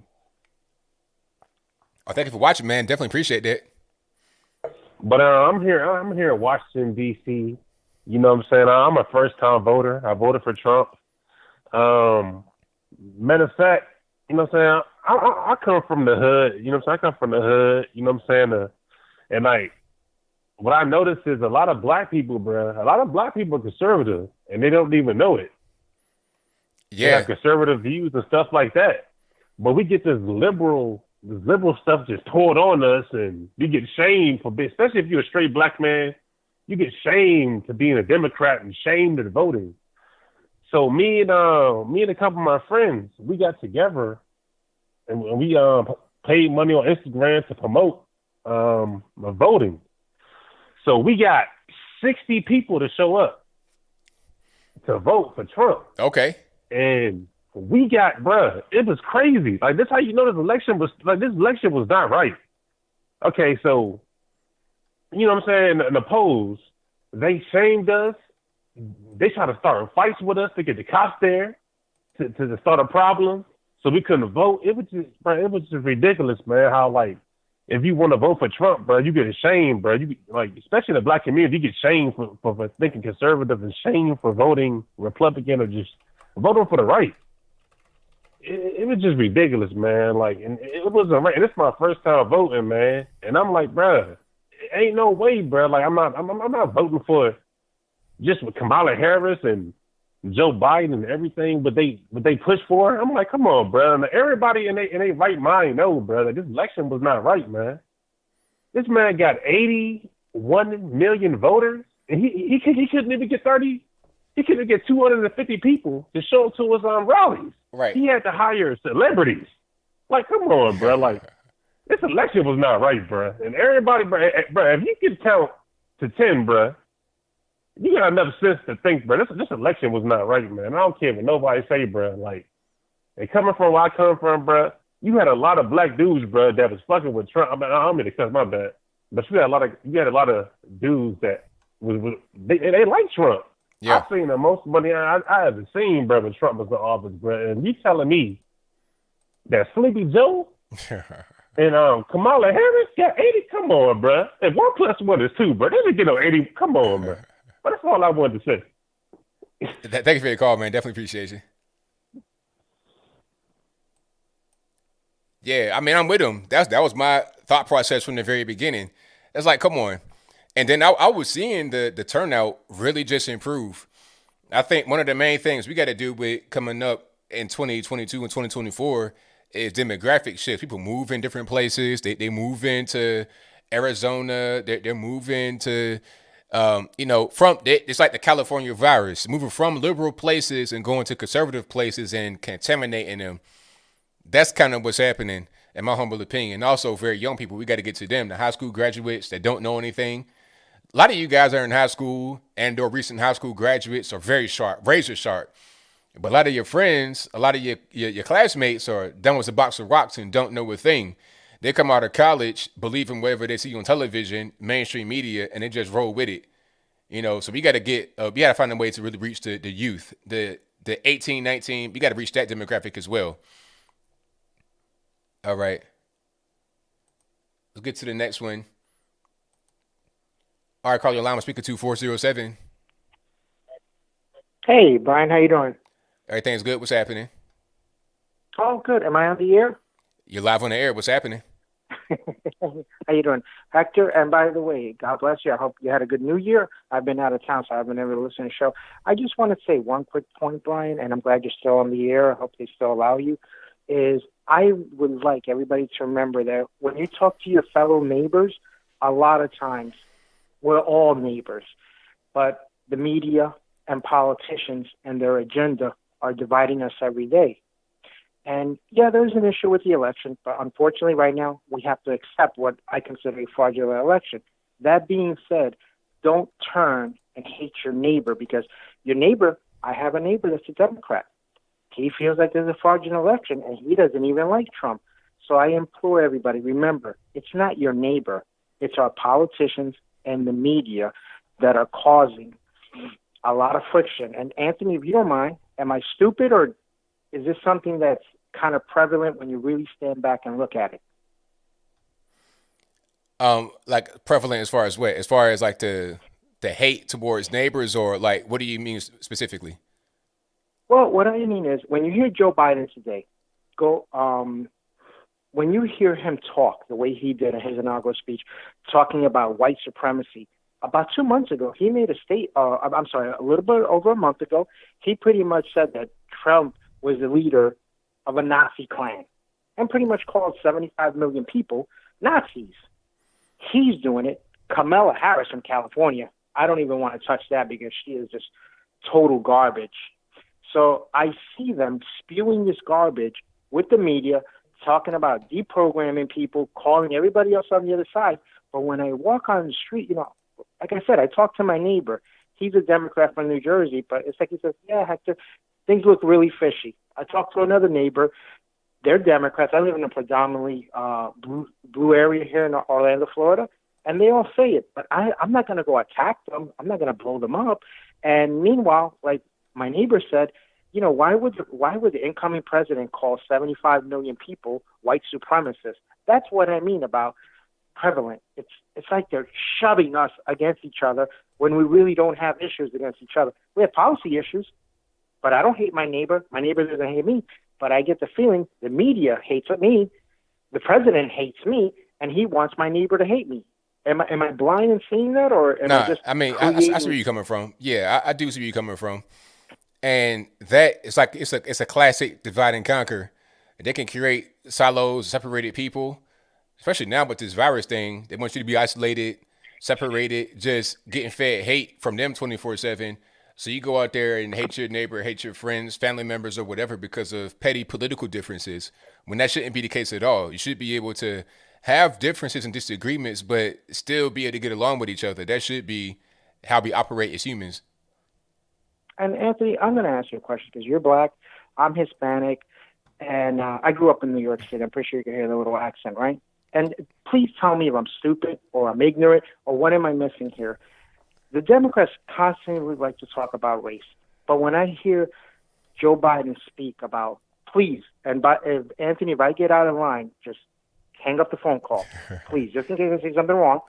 When I hear Joe Biden, and I've heard it many times, and I show this to other black people, how he called blacks super predators, talking about knocking his mother's head off or his aunt's house, and, you know, we got to put them in the street, and I don't care what happened to them. And then he has made Ku Klux Klan comments, like when he said that Obama was clean. He's the first one. He's, well, you know, this guy's like a gem in the sand. Why is it that black people can stick up for somebody that literally talks like a Klans member?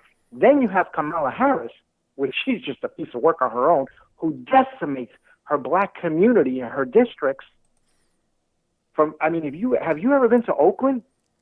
Have you ever been there, Anthony? No, I've not been there.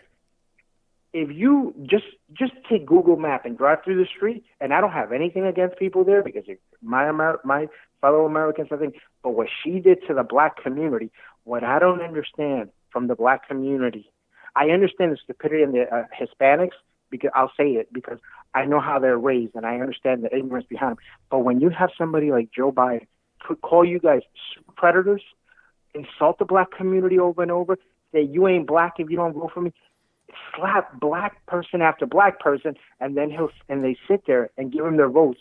Why is that, Anthony? It blows my mind. Coming from a black man, can you tell me what I'm missing as a human being with a very little bit of intellect?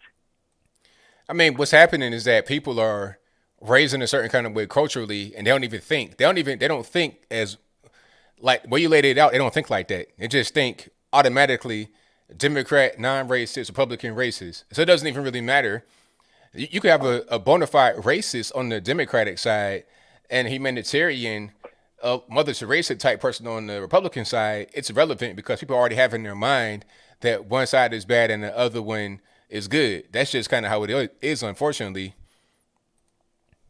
Okay. Well, Anthony, thank you. I think you do a great job. God bless you, young man. And by the way, I know this is off the cuff. Unfortunately, I know this is going to be ugly when I say this to a lot of people. I feel like many of those people that rioted the Capitol, even though it was wrong, I believe that they were doing their patriotic duty when it says you fight an enemy, foreign or domestic. Thank you for letting me air out my grievances tonight, Anthony. God bless you. All right, thank you for the call. Bye-bye. I mean, I disagree with that last part because you're just talking about it was just kind of like brainless action. It wasn't anything other than that, in my opinion. And all it did was just hurt us. So if you're going to do something, make it be purposeful and make it be beneficial, not something that's going to hurt and nothing else. But I digress. Let's get to some more here. All right, Scott Caller, who am I speaking to? Hello, Mr. Logan. My name is Anthony. I'm from up here in New York. I just want to talk about quickly with this whole this third party thing with the Patriot Party. Doesn't really make sense to me. In years ago, when we had Theodore Roosevelt as president, right? He was William McKinley's vice president. Then William McKinley got assassinated. He got elected again 3 years later, and then he ran again as a progressive. And then that number got cut in half because you have people voting Republican, people voting for progressive, and he lost that what would have been his technically second term. Today, it would be the same thing, right? Because you have, if the Patriot Party becomes a major party, right, you have the Patriots, the Republicans, and the Democrats three candidates. That Republican number is cut in half. Some go Patriot, some go Republican. Then you have that Democratic number, which just stays the same. You would never have a Republican or a Patriot in office again. It wouldn't make sense, correct? Yeah, that kind of makes sense. Yeah, another thing, this CNN censorship. How many times when they've reported fake news, when we've exposed them, how many times did they say that they deserve to be off the air, that they don't deserve to have a voice, us as conservatives? Like as far as CNN, when we expose them, then they want to retaliate against us, saying we shouldn't be on the air. Yeah, but like all these left news networks and even Fox, surprisingly now, I didn't think it would come to that, but it comes to that now. They want to complete. It's like they're scared of us, but they're fighting back. We're not fighting back with anything. We're just sitting here, and some of us are letting it happen. In my opinion, I feel like some people are just letting it go by and happen. And then you have some people that do stand up. We have the law. We're able to stop this from happening, but we're not. Well, the question is, what can we do? Like, what is our recourse? What can we do to fight against what's happening? Hello? Yeah, I'm thinking. I mean, like I said, we have the law. What they're doing is unlawful. But what's the law? That's my question. If we have the law, what's the law? Well, freedom of speech. Them censoring us, that's violating our freedom of speech. Of course, everybody has their own terms of services, but of course, like inciting violence, that may be something. But just based on our view, they want to completely get rid of us. I mean, the thing about freedom of speech, all that it really means in a legal sense is that you can't get locked up for most speech. I mean, you can't get locked up for some speech, but not most. Like, you can get locked up for saying fire in the theater or a death threat or something like that. But just if I say something that's unpopular, I can't get locked up for it by the government, local, federal, whatever. But it does not mean that a private business has to let you say whatever they want on their platform. Now, the problem is with social media, you still have to be lawful. Everywhere it still must be lawful. So just because you got freedom of speech on your end to be able to have certain content, to moderate content, you still must be lawful in your moderation and in your operation. And I'll explain. A social media company like Twitter, Facebook, etc., when they moderate content, if they're doing too much curation of the content, meaning they place certain content to where you can see it, or they have their own content, like when they were flagging all the Trump tweets and putting their own little editorial spin on it at the end with a link, that could be considered curation. Not curation, that could be considered editorializing, which falls under being a publisher. Now, if you want to be a publisher, you're not going to be able to have Section 230 protection what they have. If you're a publisher, you can get sued like anybody else, like a Washington Post or Huffington Post, any kind of newspaper or magazine or whatnot. If you are putting things that are false, or you're not really allowing certain things to be out there, you can be sued for that. But if you're a social media platform, as a platform, not a publisher, then you don't have the worry of being sued because you didn't post the content as Twitter. It's a third party.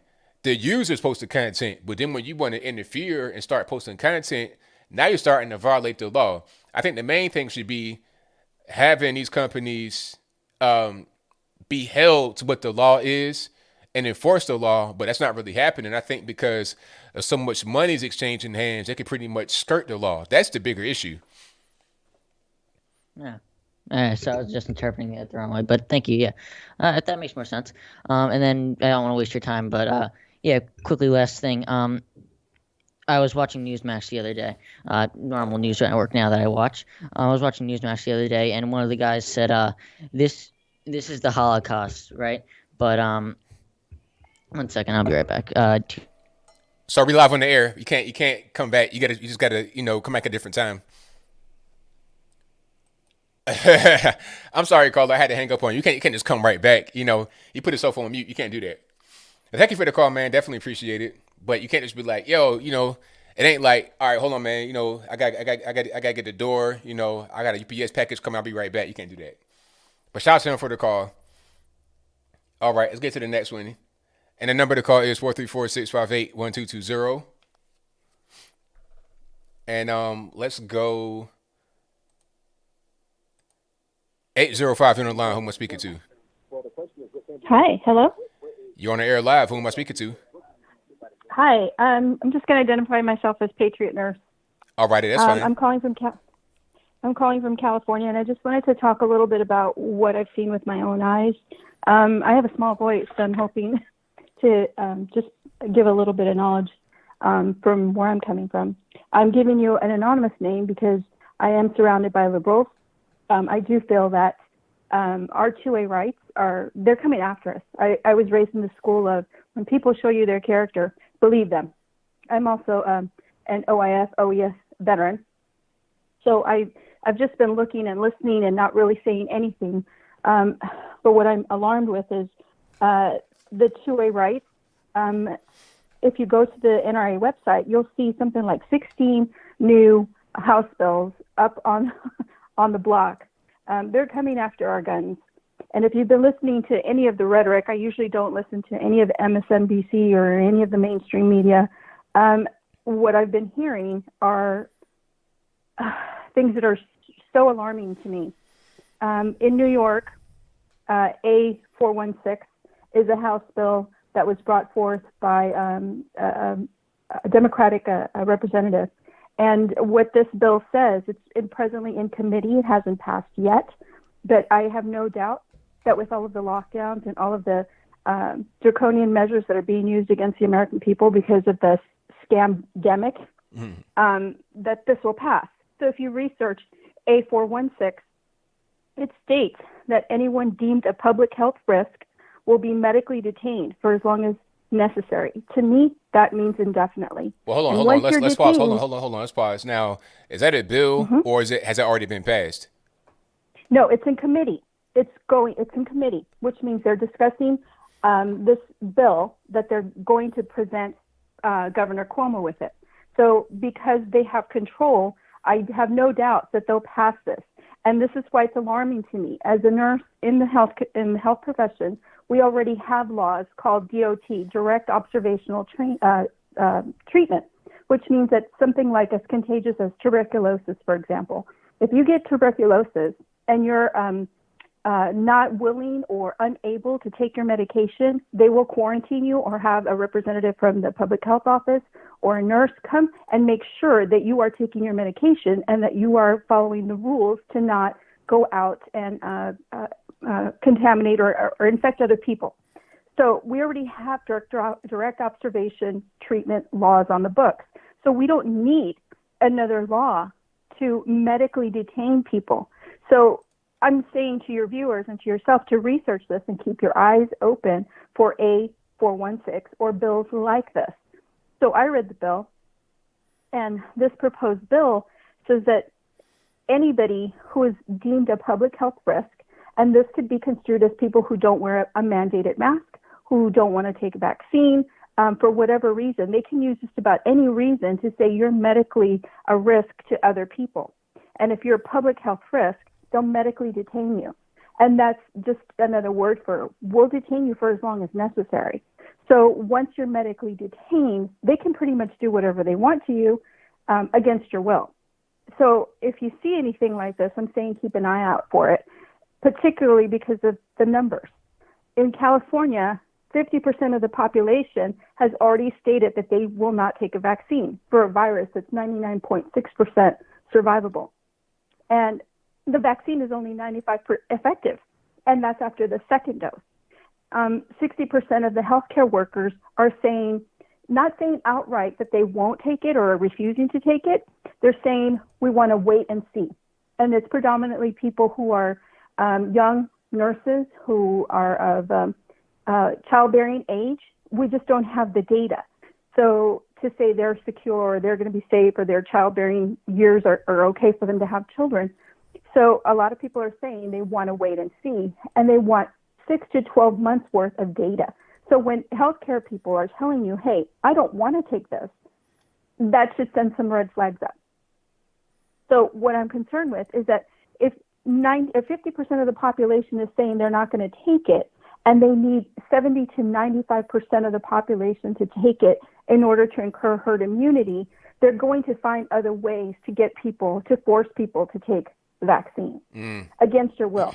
And as a nurse, I'm about autonomy. I'm about giving choices and respecting those choices. So even if I choose to take the vaccine, I don't think it's right or a good thing to force people to take vaccines. I think masks should have been a choice. And for those people who are compromised, you know the risks. You're an educated person. I'm giving you the education. And I, as a nurse or a person as a doctor, we give you that information. We're not treating you like a child. We're telling you, these are the facts. Do what you want with them. Only you are the expert in your body. It's not up to me to say that you're incapable of making a decision about you and your family members. I think it's wrong, so wrong. So by bringing these numbers out and saying, hey, look, this is what they're talking about in New York. And I think that Cuomo and his draconian measures, he was going after the Hasidic Jews, he was going after the Orthodox Jews, and they were making a real problem for him by continuing to work and going to school. Those people can be considered a public health risk. He can detain people. Why are you going to give them more power to do that? And in California, Governor Newsom, all he needs is somebody to point him to these numbers that people are saying, no, they don't want it. And he'll follow suit. He'll follow some kind of law. And you know the crackpot laws that are coming out of California. Yeah. They'll roll it out nationwide. With the so this is really frightening to me as a nurse, and I can't tell enough people about it. I'm keeping quiet, like I said, because I don't know who I can trust. I use a VPN. I have ghost phones. I'm doing things that my military friends back in after 9/11. We did our comms as securely as possible. So I'm literally a ghost and in hiding. And I'm telling people, watch what you say, watch who you say it to. And it's even within people in your own home. Because I do think they're coming for us. I totally believe what they've been saying on CNN, what Kamala said before the election about how there's not going to be any quarter for anybody. They're coming after us. And with all of the stuff that we've seen all summer long, there's a target on our backs, on every single person that has ever placed a flag, worn a hat, worn a shirt. They have shown us their character. So I'm worried about our ability to go worship for those of us who do worship. Sean King saying the things he said about knocking down Jesus statues and breaking windows, and it's a white supremacy, Jesus. I happen to be Latina. So when I saw this stuff, I was like, people have a right to pray and be baptized and go to church and do whatever. What country are we living in where this is considered a criminal act and being labeled a domestic terrorist? It's crazy, just completely crazy. So mainly that's the part that I wanted to talk about was the vaccines and watching out for bills like A416. I know a lot of us are tired and feeling like we just want to give up and don't want to pay attention, but keep spreading your news and keep supporting channels like this. I'm also looking at avenues like Starlink, waiting for the satellites to go up, because then we can use this, what is it called, a handshake. That's a masking service in order to not be censored. So I'm looking at avenues like that to keep us keep us communicating with each other. In the meantime, as a prepper, we're ready to go. We're ready to leave the state. Right. So. Well, I thank you for your call.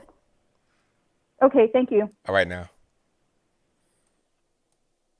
All right, shout out to the caller. Yeah, I mean, I see where she's coming from. I'm not as it's the end, but I do understand where she's coming from. What I will say is that with this whole thing with the Capitol, I had somebody from my family call me. I won't say their name. And they were asking me questions about DC, like, was I there? And when was the last time I was there? And all kind of stuff. And it's like, okay, now if I say that I was there, you going to tell on me? You going to call the police on me? I wasn't there, but what if I was there, you going to call the police on me? And they know where I live. They got my address. They got my number. So I'm kind of like, what are you really doing? You know what I'm saying? And I figured, but I was already ahead of that though. I put on my social media right away, I'm not there, just so nobody would even think to do that. Because I know some guys that people said were there had the FBI come to their house. You know what I'm saying? But see, I was already ahead of that. Like, I was not there. But your own family members might do it. You see on TV where people's kids call the FBI on them and then they come to their house, all this and that, talking about, oh, I had to do my part. Do your part for what? Like, you calling the police on your family member, they probably, especially like kids with their parents, your parents are providing for you, putting food in your mouth, all this and that. And you want to call the authorities on them? Why? But people are so crazy, they'll do stuff like that. But let me get to the next call. 209, you're on the line. Who am I speaking to? Hi, Anthony. Hello. Hi. How are you? I'm doing all right. How about yourself? I'm hanging in there. Okay, I have a question for you. All right. Is there a law that the president has 30 days after his term? To do what? People have been talking about, on different websites, people have been talking about it, that the president has 30 days after his presidency to, I don't know, maybe declare martial law or whatever and get everybody for treason, because that's what's happened to us. I've never heard that before. I don't think that's true. You don't think it's true at all? No, I've never heard that. I don't know where that comes from. Oh, wow, what a trip. Dang. Well, I heard it from different people, so that's why, online and stuff. So, you don't know who you can believe and who you can't. Yeah. I have also listened, one more thing, I have also listened to a lot of prophets lately, and a lot of prophets says that he's still going to be our president somehow. So that's my concern. It's like, how's that going to happen? I'm going to believe because that's how they're believing. I know that the Bible says there are false prophets, but they can't all be false prophets, especially when you feel the Holy Ghost. But anyway, love your show. Keep it up. And thanks a lot for answering my call. Thank you for the call. Definitely appreciate you. You take care. All right. Shout out to the caller. Yeah, it's a lot of things online. Some things that may not appear to be accurate could be, but a lot of things aren't accurate. I think it's pretty much a wrap. I think, Trump already said, hey, we're going to let them have that. They got it. We might come back maybe at a certain point, but we're we are where we are right now. Trump's in Florida, and that's pretty much a wrap. All we can do really is not even look to those that have their opinion about what could happen, any kind of Hail Mary type thing. We got to worry about, 2022 midterms, local elections, before or after that, 2024. We got to look forward to that. And also, we got to look forward to being able to get things done within the culture. That's the next thing for sure. That's the absolute next thing. Get things done within the culture. All right, let's get to the next one. 319, you're on the line. Who am I speaking to? Yo, hello. My name's Joseph. I'm from Southeast Iowa. All right, man. I just wanted to go ahead. I just wanted to call and let your viewers know that I'm 15. I just wanted to call and let your viewers know that the younger generation isn't all liberal. A lot of us homeschool, especially. I think a lot of people are scared that the next generation is going to be like millennial times 2, and I don't think that's necessarily true. I know plenty of people my age that are very conservative. So no, I just wanted to call and let you guys know that we're not all morons. And for people that are like talking about like conspiracy theories, like Trump's going to come back and bring in the military and stuff, like it'd be kind of fun and cool, but it's not going to happen. So yeah, I got to go. But thanks for picking up my call. Thank you for the call, man. Definitely appreciate it. No problem. All right. Shout out to the mature young man, 15 years old. He said, it's almost 30. Yeah.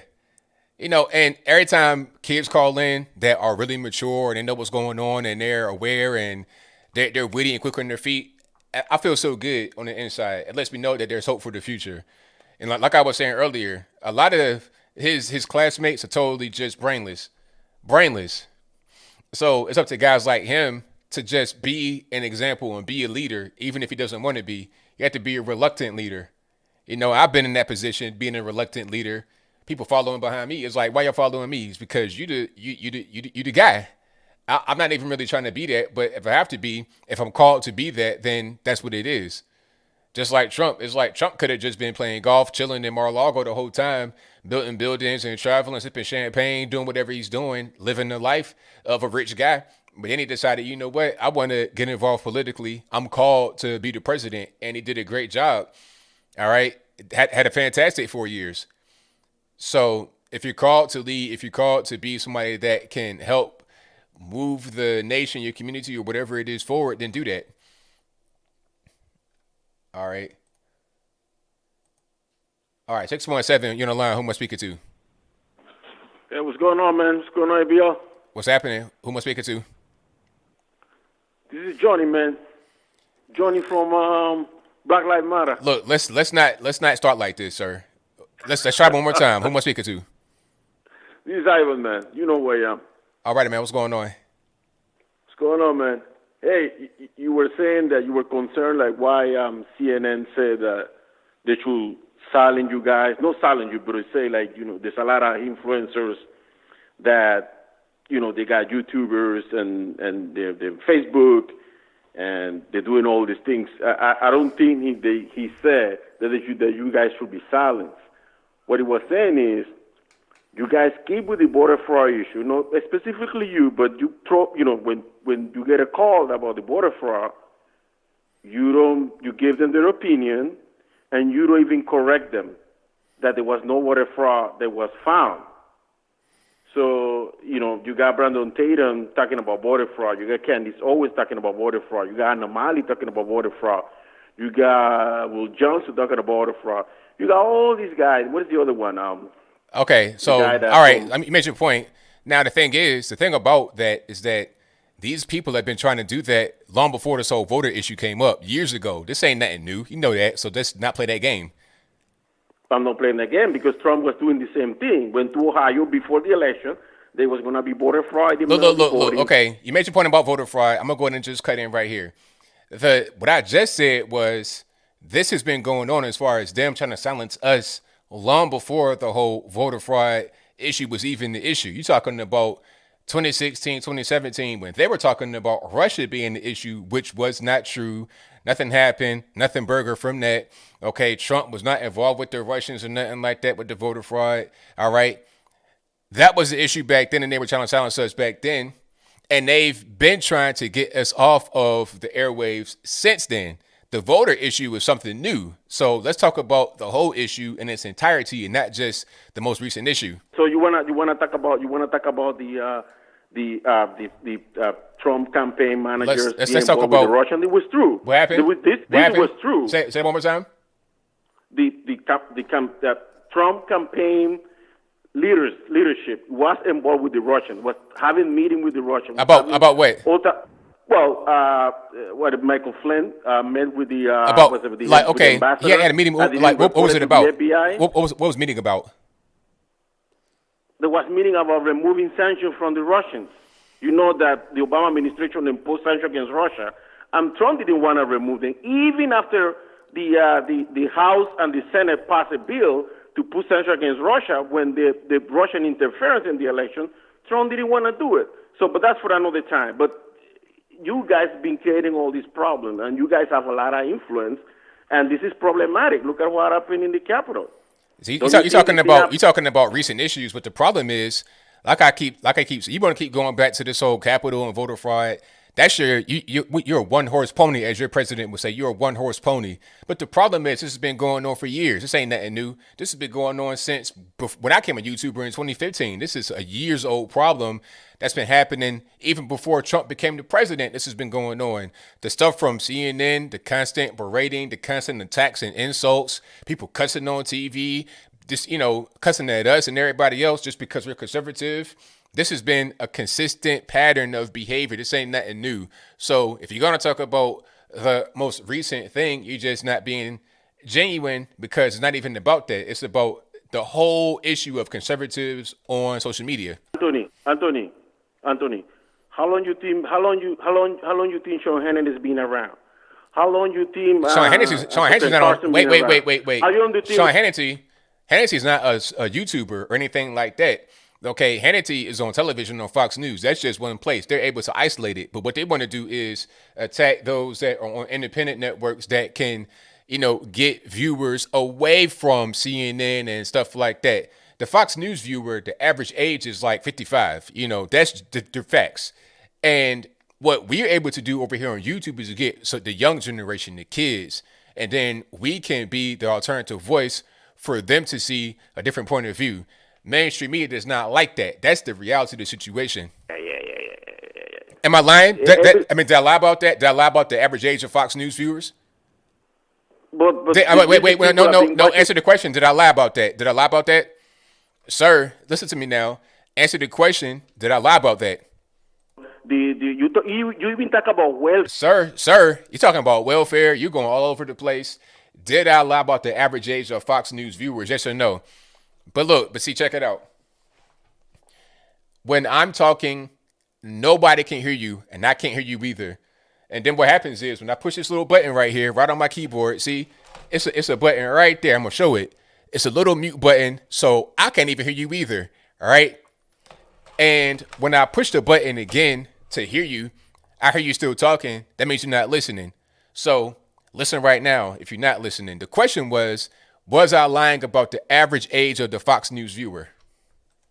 What, are you lying? Was I lying about the average age of the Fox News viewer? Yes or no? You lying about welfare. Welfare. We're talking about, okay, all right.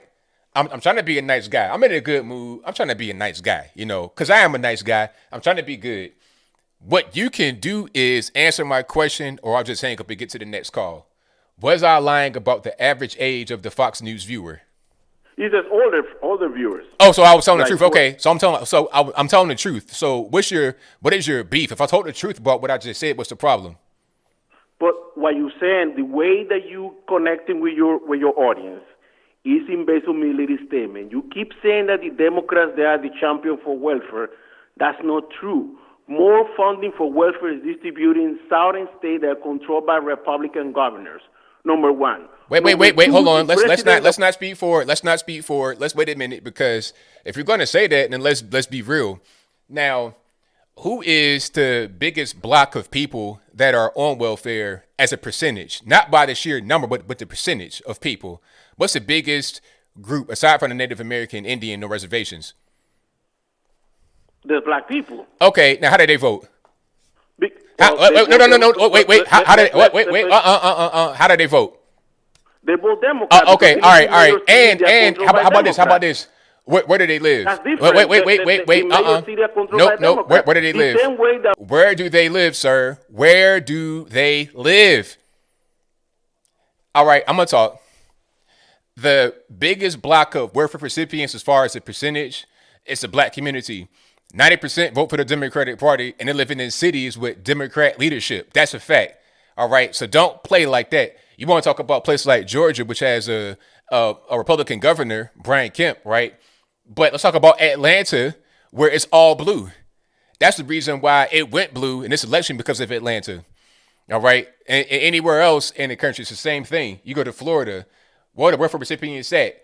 Miami, Tampa, Orlando. Let's just be real, man. Come on, cut it out. Same thing. Even if California was a red state, which is not, the LA and San Fran, the cities, the metro areas, you got a big gap in the income, the haves and the have-nots. San Francisco, the cheapest house, $1 million, but you got people on the street shooting heroin and doo-doo on the ground. That's the reality in Democrat places. So don't try to say, oh, it's a Republican problem. Not really. It's a Democrat problem, period. But thank you for the call. All right. So that had to get off my chest. All right. Hey, you know what? I like to just have facts. That's all. I like to have facts.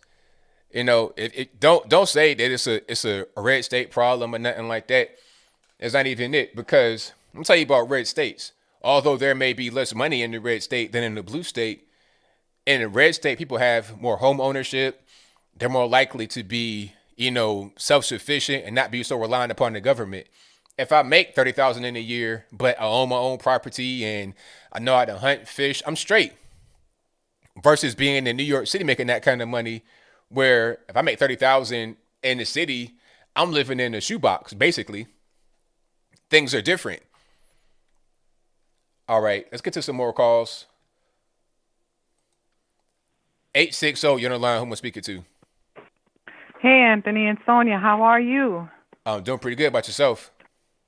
All right. Did I come behind Ivan? You sure did. Oh, my goodness. I'm sure he's in agreement with what those guys in CNN were saying about people watching, YouTubers like yourself. Good grief. Oh, of course. Yeah, that's they're all on the same team. I don't know where to begin because I feel like I've been on the same ride since the night of the election, and we were just in limbo, and I guess maybe now we finally have our closure. Yeah. Right? Yeah, pretty much. We could just move on. Now, I know that you streamed the inauguration, but I couldn't bear to watch because I have to stay up during the day. And I didn't want to get bored to death, so I heard things, and maybe you can confirm that were associated with it, and I think some of the words that were used were majestic and sacred. Is that right? I was hearing stuff like that. I heard that one person said that the lights around the Capitol were like Joe Biden's arms embracing the nation. It's like, all right, sir, I need you to go ahead and take a nap and come back and try it again because that wasn't really it. That was not a very good take. Yeah, something about healing wounds and all that again, Yeah. Oh, my God. Well, from the clips that I've seen here and there, because I can't watch, but it's unavoidable no matter where you turn anyway, I got the funeral vibes, too. And I was wondering why they didn't have somebody twerking, just to keep everybody, entertained. Yeah, a little bit more upbeat. Mm-hmm. Now, there was something circulating about something that Biden is going to do in the first 100 days or right away or whatever. I think it was Citizens Free Speech. I don't recall the website. It was like a list of 17 things that he's going to do. And the number one thing on the list, of course, has to do with immigration and opening the borders or what have you. Mm-hmm. When I was looking through the list of all the items, I didn't see anything on there that Black Lives Matter would be interested in. And they had their own list of demands. I think there were about 10. And guess what their very number one top demand was? I don't know if you saw that list. I think it was on Fox. No, I didn't see it. Yeah, it's reparations. Good luck with that. I mean, the funny thing about that is that they always got brought up during the campaign, during the election cycle. And anytime it would get brought up, it's like they had a pre-prepared response. They would say, oh, we're going to look into it. We're going to do a study. And when I heard that, I'm like, you guys are getting played because what that means is we're not going to do anything. Because when it came to the illegal immigration and the Hispanic community, it was, oh, we're going to open the border up on the first day. It wasn't no questions asked. It wasn't no, we're going to do a study and see what the impacts are going to be. No, we're going to do it on day one. Reparations, we'll see. They're getting brushed off. And Corny Wallace, he said that Biden's speech was the best one he ever heard. That was crazy. I'm like, really the best one ever? I'm sure. I mean, even if you're a liberal, I'm sure there's been more that are a little bit better than the 78-year-old half-dead man that were good and, a little bit better than his, at least. Basically, he's saying that his speech is better than anything Obama's done. Correct. Now, that's just false. I mean, I'm no Obama fan, but one thing Obama could do was read a teleprompter or memorize a speech. He was great at that. If you put a speech in front of him, he can read it like no tomorrow. So Joe Biden cannot touch Obama in that category. And something I don't understand that was on the list of the BLM demands was redistributing the wealth. And what I'm confused about it, maybe you can help me out, because they say that they're backed by the corporate elites, right? All these billionaires, the Jack Dorseys and all these people are behind them, and Amazon too. So wouldn't they be part of the, their billions? Wouldn't they be the first to be redistributed? Or I don't understand what's in it for them if that's really the case. Who are they taking the money from to spread it out evenly? They're not part of that? Well, the funny part is that they've already got a lot of money from these companies. I think Nike donated, Microsoft donated like $1 billion. $1 billion, billion would it be to Black Lives Matter, just Microsoft alone. So they've already gotten the money. Now, the question is, where's it going to go? In Black Lives Matter's pocket, in the executives and also people that running for office, people like Joe Biden, it'll go to their pocket first. That's the reality. So when they say redistribute the wealth, that's really just kind of a talking point to try and get some more money and donations to their own pocket. Mm. And then another thing, I saw that Biden just signed the Paris Agreement. I guess it's going to take effect in 30 days. They're going to go back in there. And one of the things that stood out to me from his quote was that they wrote the words, keeping the world at a safe temperature. And I thought, how is the government of the United States going to keep the world temperature safe? It's totally impossible because you got other countries around the world that pump whatever they want to pump into the atmosphere, and we got the same atmosphere, we got the same water, essentially, same planet, and the sun. Yeah. You can't control the sun. I mean, you're not going to send Joe Biden in the spaceship to go and turn down the sun, and so this just a silly thing to even say. But to those that don't understand anything, those that are ignorant, it seems like it is feasible when it's not. Oh, my God. Okay, then I'll leave you with this. You know that Melania was a real deal model, and unless you were in conservative websites, you wouldn't hear a thing about what she was wearing, not from the mainstream media, nothing like that. But at this inauguration with Dr. Jill, Kamala the Chameleon, and Big Mike, guess what? Fashion was center stage. That was hilarious. And the funny part was that I saw something on Twitter, and it said Kamala has a power look, and it was just her regular Chuck Taylors and T-shirts. I'm like, you can get all of this right now from Target or Walmart today. That's not really high fashion. Power look. All right, Anthony. Have a good show. Thanks for taking my call. I thank you for the call. Definitely appreciate you. Ciao. Bye. All right. Shout out to Sonya. And yeah, the whole thing with Kamala Harris was wild. Talking about, oh, this is a power look. Really? Matter of fact, I'm gonna show you guys right now. That's a good point she made about the fashion, because if it was Big Mike, you would see all of the the best outfits right on the front page of every news organization. And hold on, it says, matter of fact, this is from the New York Post, which is crazy. That's a conservative paper. But anyway, it says Kamala Harris's style is ushering in a new generation of power dressing. All right, and here is some of the fashions.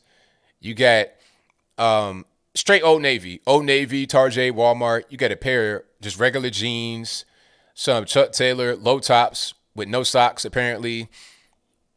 Maybe some pearls, a t-shirt blouse type thing, a blue blazer open with no other jewelry.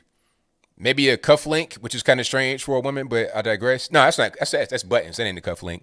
And then on the other one, you have a mask with what appears to be a green flight jacket kind of thing, a white t-shirt, some tan Timberland boots, blue jeans, and then, hold on, what's the other one? Can I show that? It ain't gonna show. The other one is just like a plaid blazer with some Chuck Taylors that say 2020 on it, and that's pretty much it. I'm not really impressed. Not in the least bit. But that's according to the media, these looks are fantastic. Matter of fact, I'm gonna put this in focus. Hold on. Let me do this right quick. If it'll do it. There we go. See, that's the other one right there. Power looks. Now you get Melania Trump wearing some real stuff. She's like an actual real deal model, a for real runway model. And they don't even want to talk about her at all, because it's not even really about how you look and what you got on. It's about, do you fit the particular political narrative? This is how the art world is, just pretentious and kind of corny. But I'll move on and get to the next call. All right, calling online with speaker 210. Hey, ABL, what's going on, man? This is James from Texas. All right, man, what's going on? Oh, nothing much. First, I got to say, man, Ivan got to tighten up. He calls at least once a week, and he just be talking over you, and you be putting him on mute. He keeps talking. But I will say this. You know you're doing it right, because I'm a big fan, and I know I have to call like 100 times to get through, right? So I know as much as he get on, he a real big fan of yours. He's just undercover. That's right. But two questions I have for you. First one is, do you think we're going to hear any more about this Hunter Biden deal, or is it going to get swept under the rug? And the second question is, do you think Jill Biden gonna let Joe be alone with Kamala? That's a funny question. I don't think that Joe has any more gas in the tank, if you catch my drift. But that's a different story. um, but as far as Hunter, I think it's a wrap. I think it's a wrap because you got the president. He's a president. Joe Biden's president now, so I don't think that Hunter will have any kind of issues because he'll have the DOJ in his pocket, everybody else in his pocket. I don't think he's gonna say anything anymore. They'll probably go ahead and drop it in the FBI because that's going to be an issue with the son of the president being investigated. They'll let it go. If Trump was still in there, then you may have a chance. But since Trump's not there, then it's a wrap. Yeah, and then just quick question. I'm gonna hang up after I ask, but in 2024, I don't think Trump is going to run again, and I think he probably has more power not running again. But I think he'll put back somebody. But who do you think he would back in the next campaign? I like Ron DeSantis a lot. I'm a real big fan of Ron DeSantis. Yeah. He's done a great job in Florida, and I almost don't want to take him away from Florida because he's doing such a great job. So yeah. I think that he would be the next guy that would be in there in 2024. All right. Well, I appreciate you taking my call, ABL. Keep doing what you're doing. I'll keep watching. You have a good night. All right. Thank you for the call, man. Definitely appreciate you. All right. Bye-bye. All right. Let's get to a few more. 2316, you're on the line. Who am I speaking to?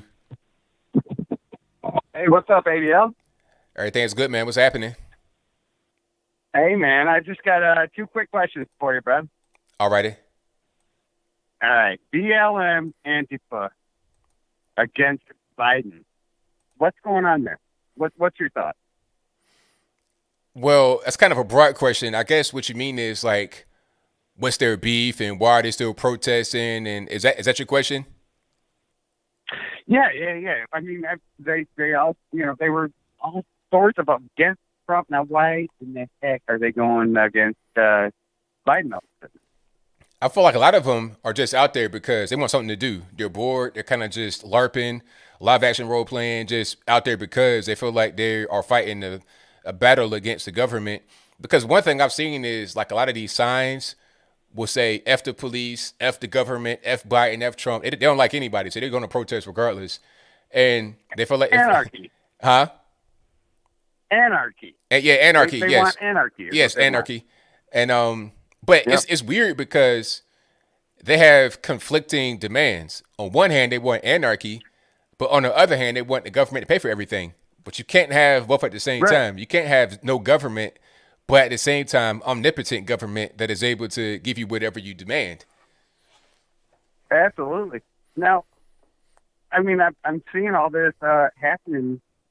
Obviously, you're not going to see it on, what do you call it, MSN, MSN 13 or whatever they're MS-13 DNC. Yeah, you're not going to see it on their networks or nothing. And also, now, what is this that I've been hearing a lot about China surrounding the U.S.? There's like 75,000 troops of Chinese troops in Canada. I don't know anything about that. Yeah, I don't know anything. I'm not really sure about that. I don't really know how that goes or if they're doing training or what's going on. But I'm not familiar with the whole situation. Now that's kind of scary. Yeah. I mean, with Beijing, Biden here, but no, I just with Antifa and BLM, they just up and changed. To me, that is that is a cry for help for them. That obviously shows they have no clue on life, if you ask me, in America. Right. Freedom, if you will.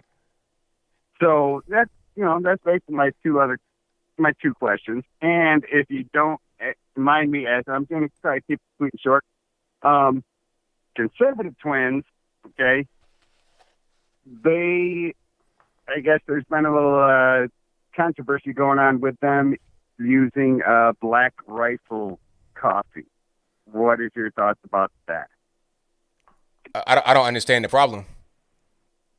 I guess Black Rifle Coffee was a Biden supporting thing, but that's something that I yet to hear from. I can't remember the guy's name. The country dude. He's also a conservative. He's one of us, but I guess they've been supporting Biden and the left, Black Rifle. But I have no idea. That's just a conspiracy that I heard. Yeah, I don't know anything about that. I have no idea. Okay. Well, ABL, listen, man. I wanted to keep it short and sweet, and I thank you for talking to me. And, hey, keep our heads up. We're going to get through this. Absolutely, man. Thank you for your call. Definitely appreciate you. All right. One love, brother. All righty. Great call. Let's get to the next one here. All right, you're on line 757. Hey, how you doing? It's Rich Palmieri. All righty, man. What's happening?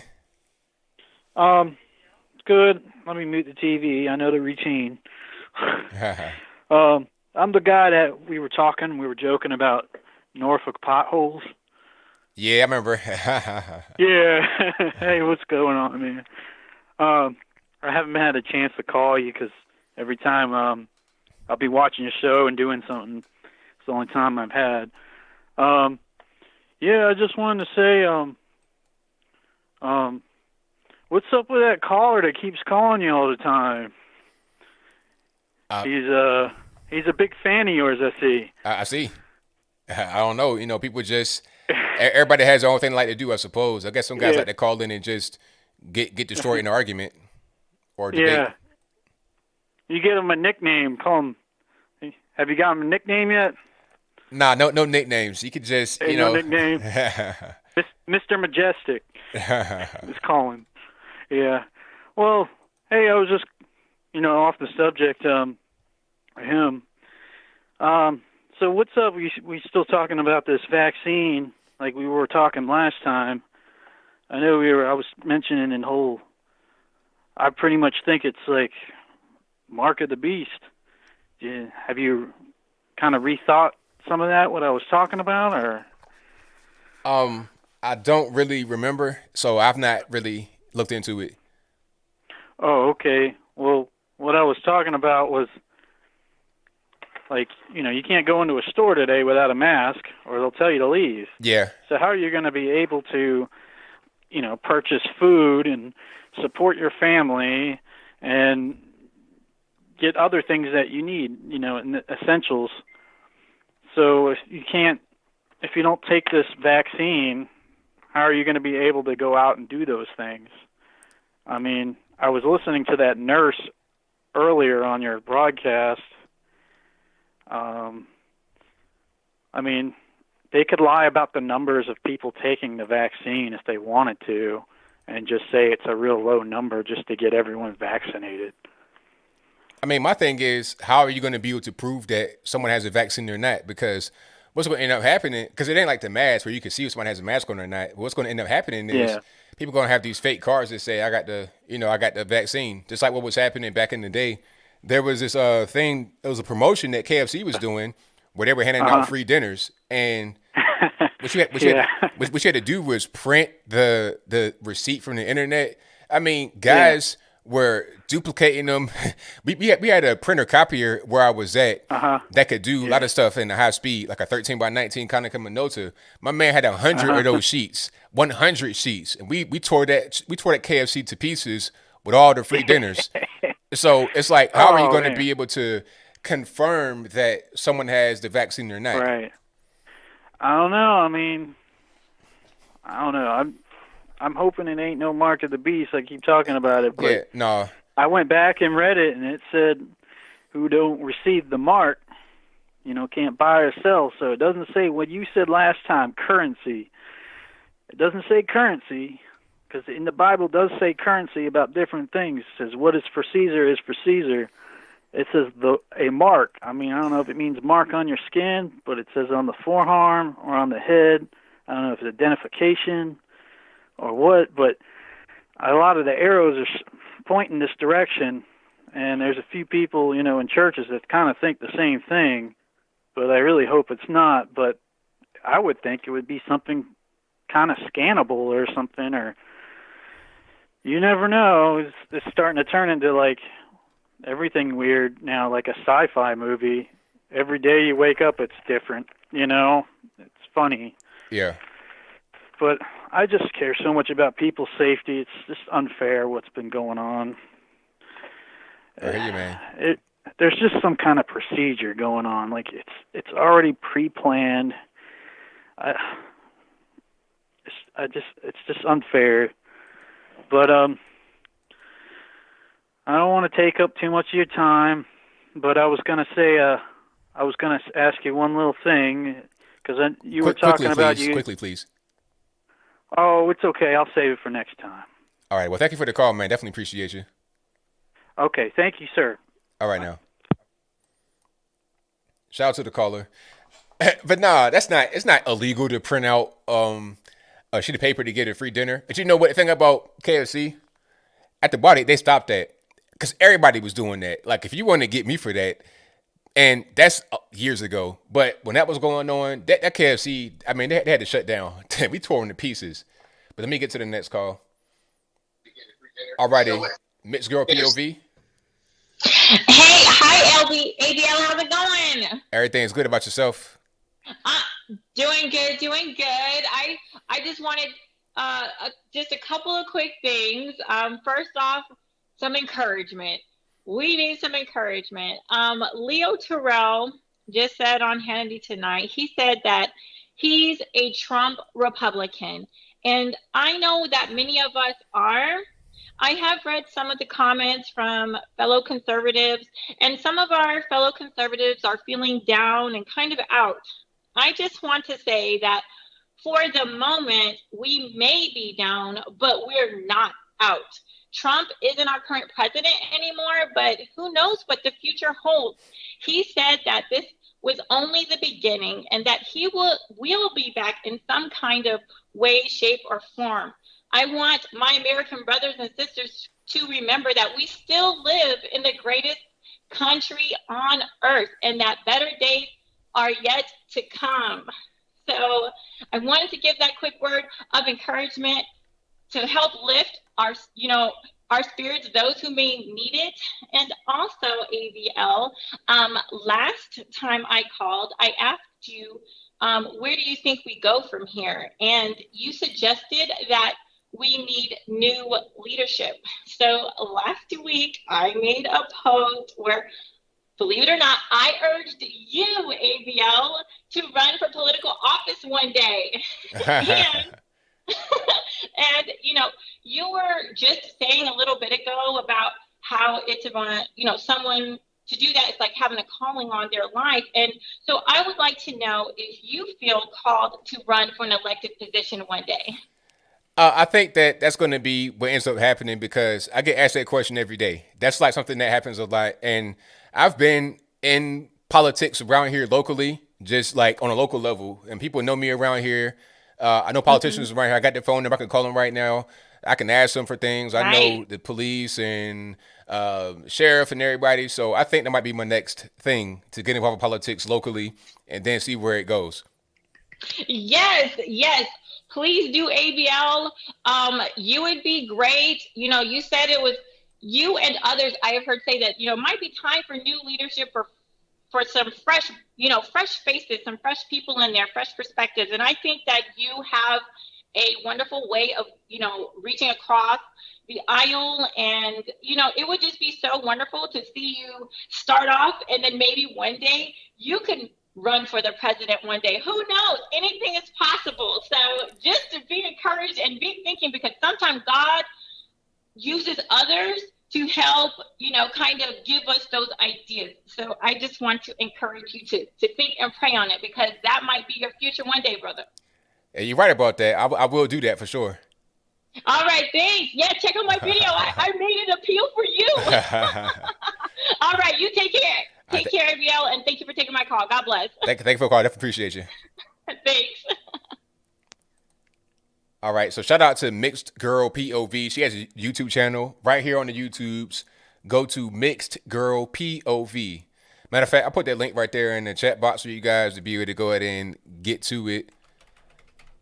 And we can get to some more calls. The number to call is 434-658-1220. Again, 434-658-1220. If you want to do Skype, there's an email for that in the description box below. You can be right there in the bottom left-hand corner of the screen talking about whatever's on your mind. All right. And let's do it like that. Boom. There we go. Let's go. Okay.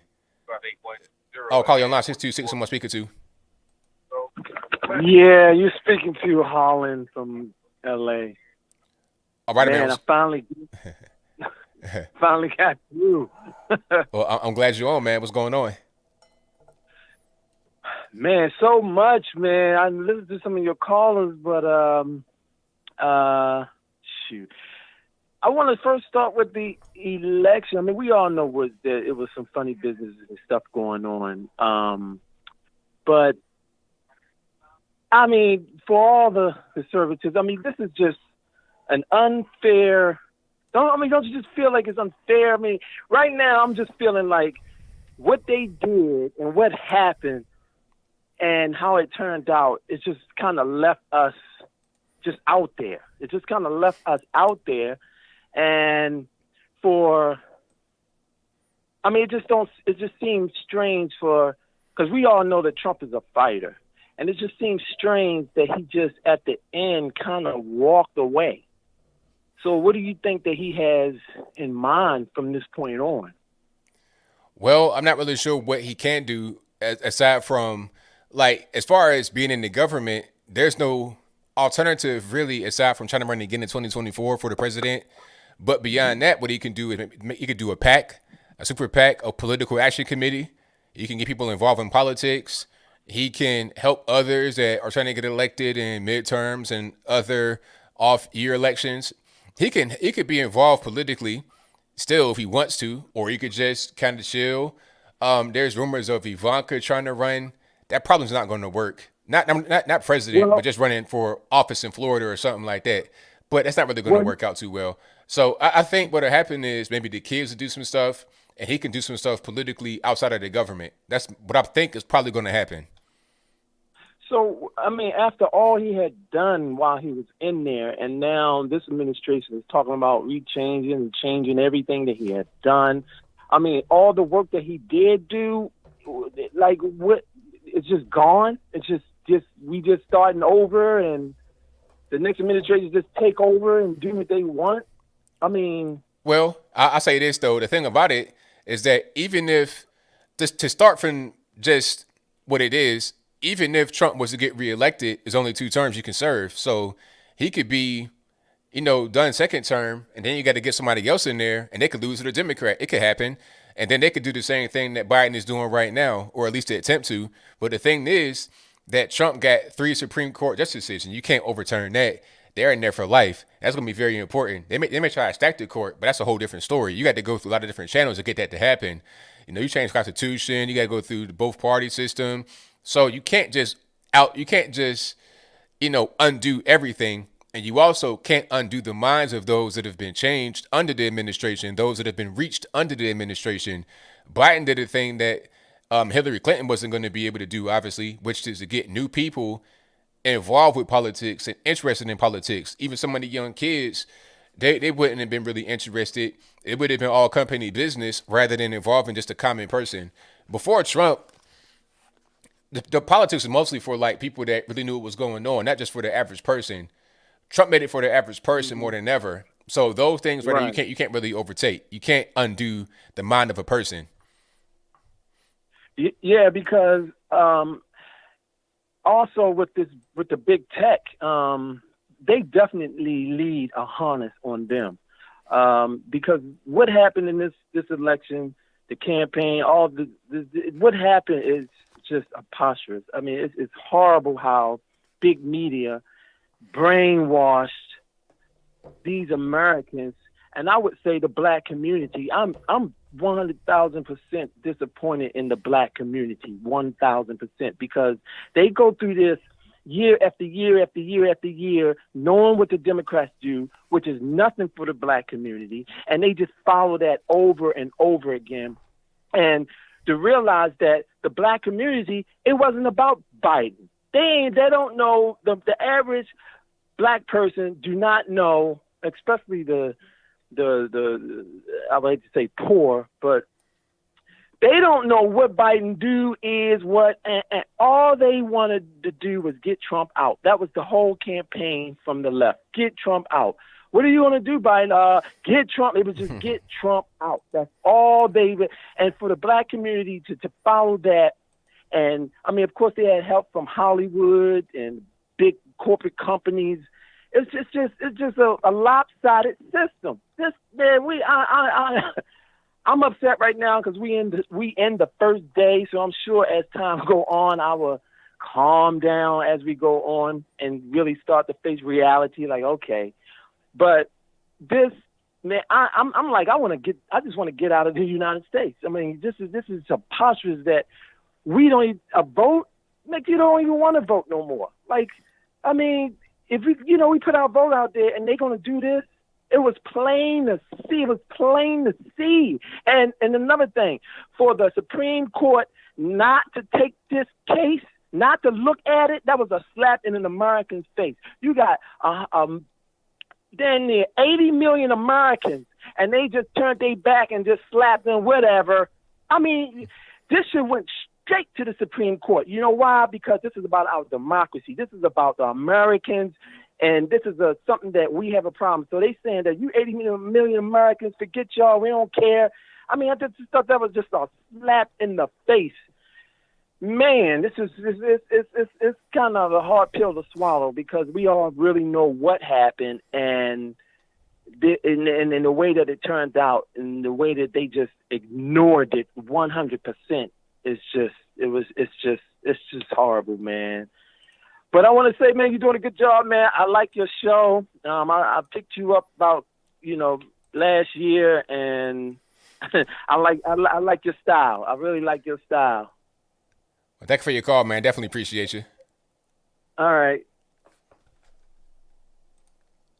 All righty. Good call.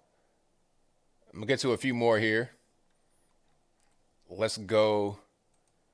304, you're on the line. Who am I speaking to? How you doing, ABL, brother? Doing all right. Everything was all right, man. How about yourself? Doing okay. I just want to get some crap off my chest here. I personally think, Biden being the prez, I personally think Trump wouldn't have been able to be president with a Democrat Senate and a Democrat Congress, because they've just been biting at the heels to impeach him. So, personally, Biden, first time I ever get to vote, a vote gets stolen away from me. But Biden's the only one who could have been president with a Democrat Congress, Democrat Senate. Like, the only way he's out of there is 25th Amendment with that C-word Kamala. You know what I mean, brother? Yeah.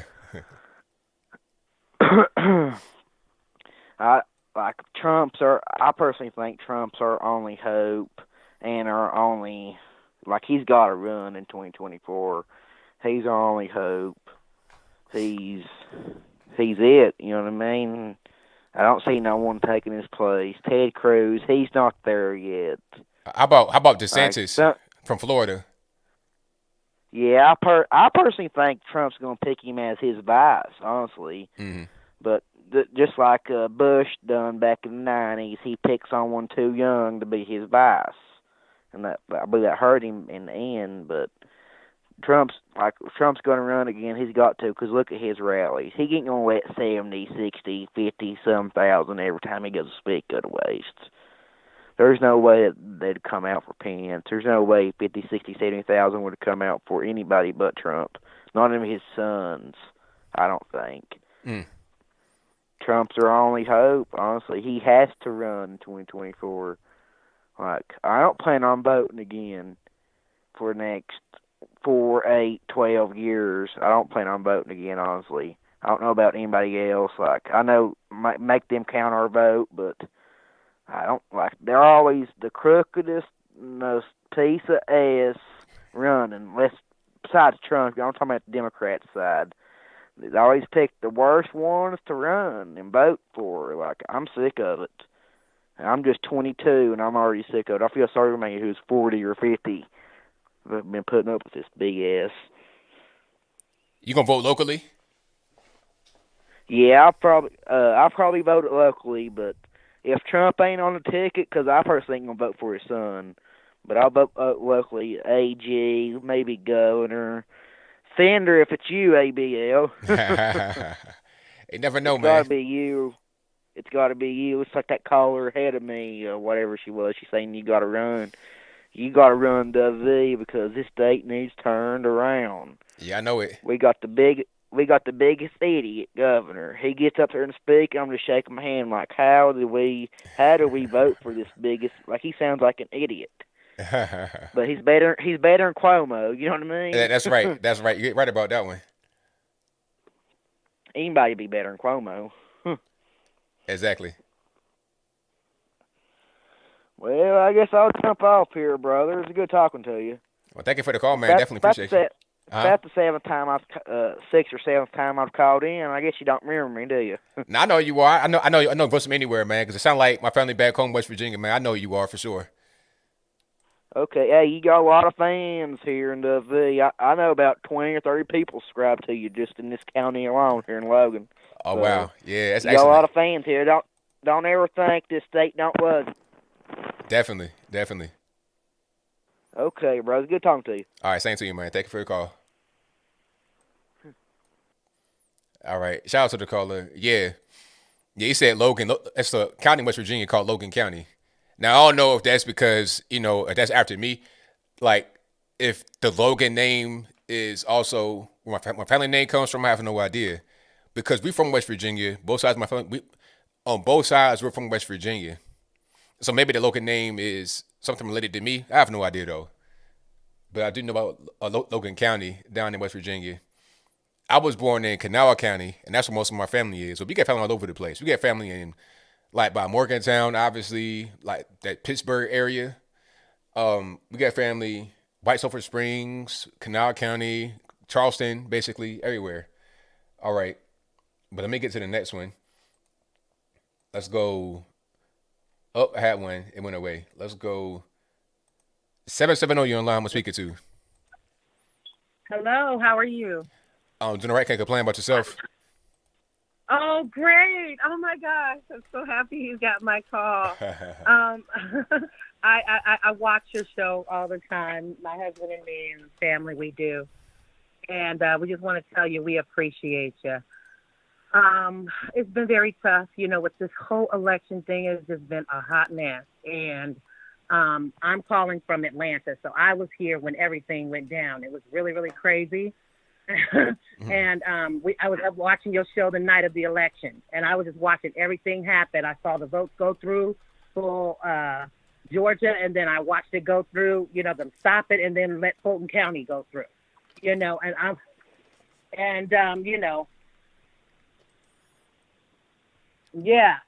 and all the way down in Riverdale, it all the way down the river, and it was crazy. It was crazy, and I'm like, it is so obvious that the election is stolen, But here's the thing.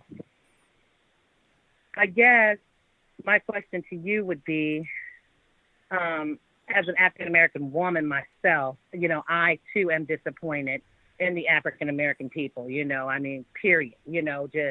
The whole thing, they seem to not understand the facade of once every 4 years, it becomes a race thing. But then after the Democrats get what they want, then everything just goes back to, normal, as if, the promises are never made, stuff gets, everything gets thrown in the trash, and they just get up there and do their own agenda, and it's just really, really crazy. So I guess what I want to say to the fellow patriots too that are listening now, please don't assume that every African American person that you see, is just automatically Democrat. Just don't do that. You have fellow patriots out here with you that are hurting with you, that are disappointed about what's going on with the whole election, the inauguration, and, just don't go with the mainstream media and what they want you to believe, yeah, African American people tend to vote Democrat, that's true, but we're only 13%, Yeah. So, I mean, just put it all into perspective, that you actually have fellow patriots that are out here that are more than just African Americans, such as myself, ABL, we are Americans first. You know what I'm saying? And so, I'm really praying that this is a time where we can actually take the chance to actually undo what the Democrats has tried to do, as far as dividing the nation completely, in a time for us to possibly pull together, as fellow patriots and gain strength off of one another. And what's helped as far as getting through this difficult time, and that everyone would be encouraged and not lose hope, because, I have been victims on both sides. I've been, as far as me, I've been abandoned by my family because of my political views. I've been told, I've been called names, dragged through the mud. How could you? Even my faith in God has been drawn to, you're not a Christian if you vote this way, and even family members, close people that supposed to love me and care, are no longer there. So I find myself in this life raft by myself besides my husband, and me, but outside of that, so, a lot of us took the L on this one, and, I just so want everybody to know that we're standing with you, you know what I mean, and that, you're not alone out there, and that somehow together through God, we going to get through this. So that's what I wanted to say on your show tonight. And ABL, we appreciate you. We appreciate you. And I mean, Donald Trump, he gave his last vein, for real. I mean, a lot of people are upset because he walked out and they feel that he abandoned us as a people. But at the same time, you got to understand, this man gave a lot to us. He fought hard. They went for his life, you guys. And so, only thing that we can do is try to, as of this point, pick up the mantle, try to live by his example and the goodness of what he had done for the nation here in the United States, and use that to fuel us to be better people and to be better as, American people as a whole, fight like he did, continue to fight, and just not give up, That's right. Thank you for your call. Definitely appreciate you. Thank you, ABL, and God bless you, and thank you for all that you do. And look, run in 2024. If Trump don't, you go ahead. You got it. You've got our vote, and we love you, and God bless you and your family. Thank you. I appreciate you. All right, you too. You too. Bye-bye. All right, great call. Yeah, everybody keeps saying I need to run. You got to run. It might be what I have to do eventually. All right, I got time for maybe a couple more calls. 608, you're on the line. Who am I speaking to? Hey, ABL? Yes, sir. Who am I speaking to? My name is Joshua. It is a pleasure to speak to you. Oh, likewise, man. What's going on? Well, I am a conservative. I am also autistic from Wisconsin. And I am kind of have a serious question for you and a not so serious question for you. I'll start with the serious one. Okay.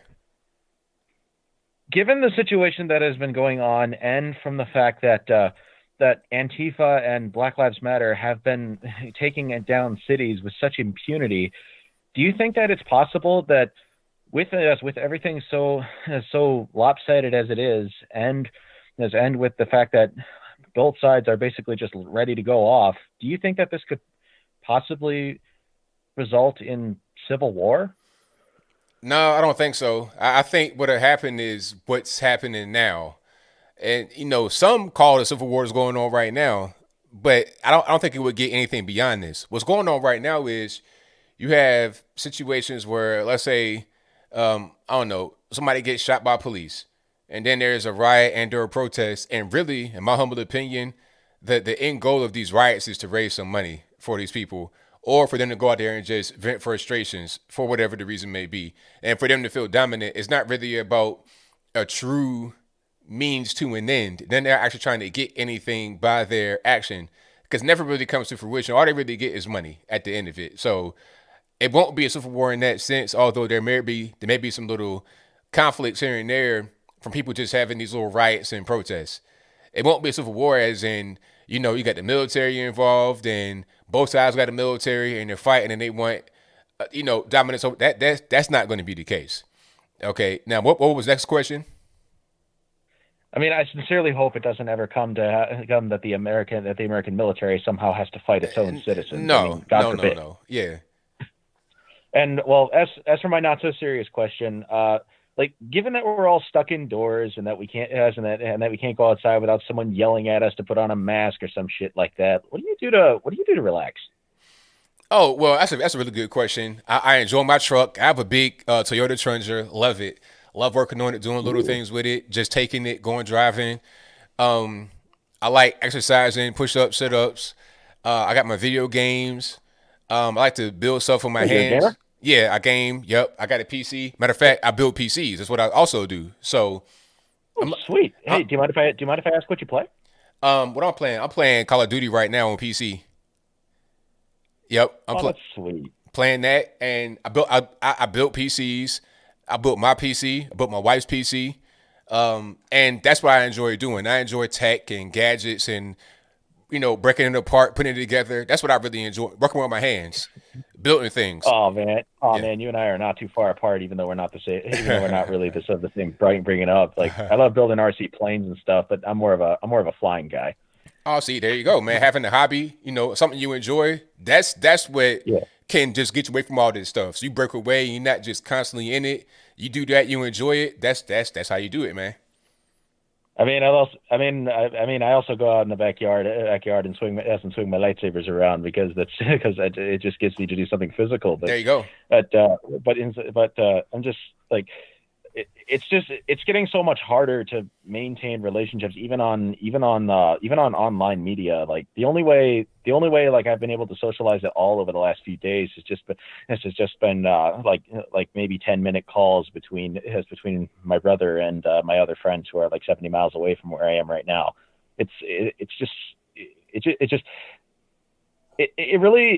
really just puts a strain on the mind, Yeah, it definitely can put a strain on the mind. That's why you got to have, ways to kind of not be so, just in it. Just, you got to have more. Some people just always just in it. You got to have a little bit more of a well-rounded type of existence, and then it won't be so much of a strain on you because you have other things to do.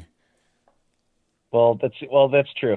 That's true. And yes, and I finally found work as a welder, so that'll hopefully get my mind off of it a bit further. And excellent. I want to leave you with one more question before I log off.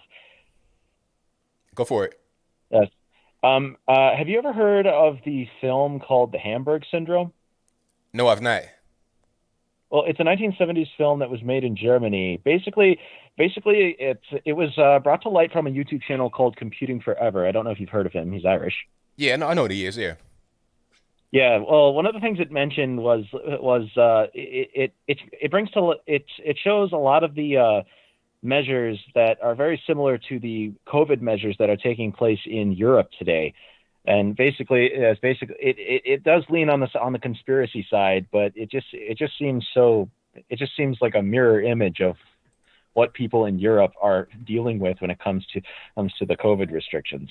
Like, I'd recommend you take a look at that video on BitChute when you get the chance. But it's definitely something worth talking about. Yeah, I'll check it out for sure. Well, thank you so much for taking my call, brother. I will, yes, and I'm a big fan of your channel, and I watch you every day. Thank you so much. Thank you for the call, man. Definitely appreciate you. All right, a great call, excellent call. Yeah, man, got some hobbies. You enjoy welding, doing RC cars, man. Sound fun to me. Sounds fun. I'm like, and don't get it twisted. I eat, sleep, breathe politics, but I got other things. And somebody say I'm an overland geek. Yes, I'm an overland geek. Don't hate. I am an overland geek, but it's fine.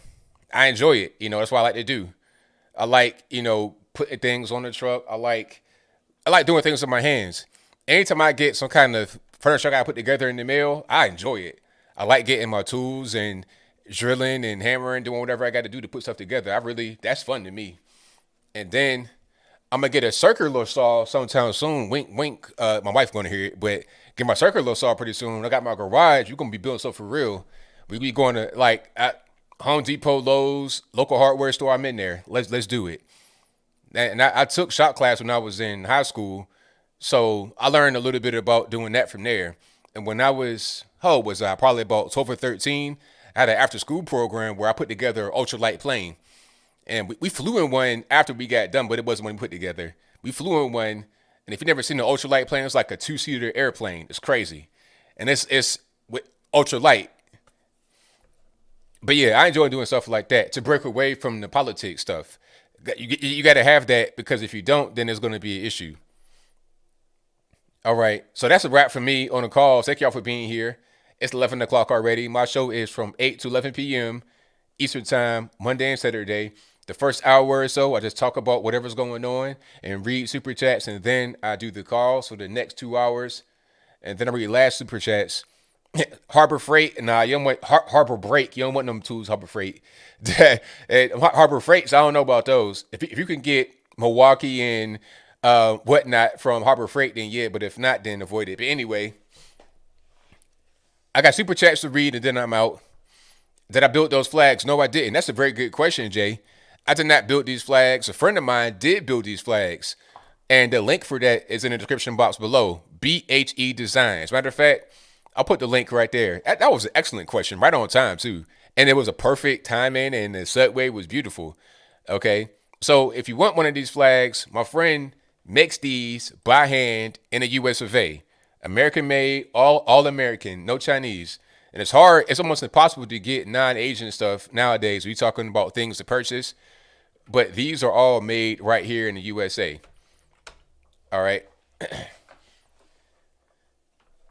So that's it right there. And use that link that I posted, because it's, it helps me out. It's an affiliate link.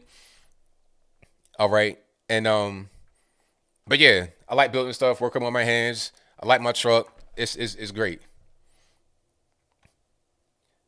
My hat, that's available in the description box on my website. If you go to ABL merch, and I'm revamping this website soon. I'm doing a different provider, so I can have more control over it. But go to ablmerch.com right now. You'll be able to find whatever you need. All right. Microsoft routers, Sanders. Oh my, yeah, I'm gonna need all of that. I need all of it. Okay, so yes, Milwaukee Electric Impact Tool top is, yeah, yes indeed. Doris Loves America says, I have one of ABL's flags and they're very high quality, and I love mine. Order one, you won't be sorry. There you go, straight from the source, straight from people that get it. Alrighty. But thank y'all again for being here. I got super chats to read, and then wrap it on up, put the bow on the top. And let's get super chats right quick. Let me see, where was I at before? Oh, and somebody said they were in Kanawha County. Thank you to Mallard the Duck, who says, God bless you, ABL. God bless you as well. I grew up in Parkersburg. I know my Parkersburg. Shout out to you. Lived in Kanawha County for a while. I lived in Winfield and Canover for a while. Love you, ABL. Hey, thank you for that, man. I appreciate you. Yeah, West Virginia, I love it. It's just the only issue with West Virginia is that it's hard to get employment. But it's a beautiful place. I love it. Absolutely. I really do. And I'm going to go back there as soon as I can. I ain't been in a while, but I am going to go back. I used to go there. I used to stay there every summer when I was a kid, because I was born there in West Virginia, and my dad got transferred. Well, he took a job in Norfolk, or in that area, when I was like a baby.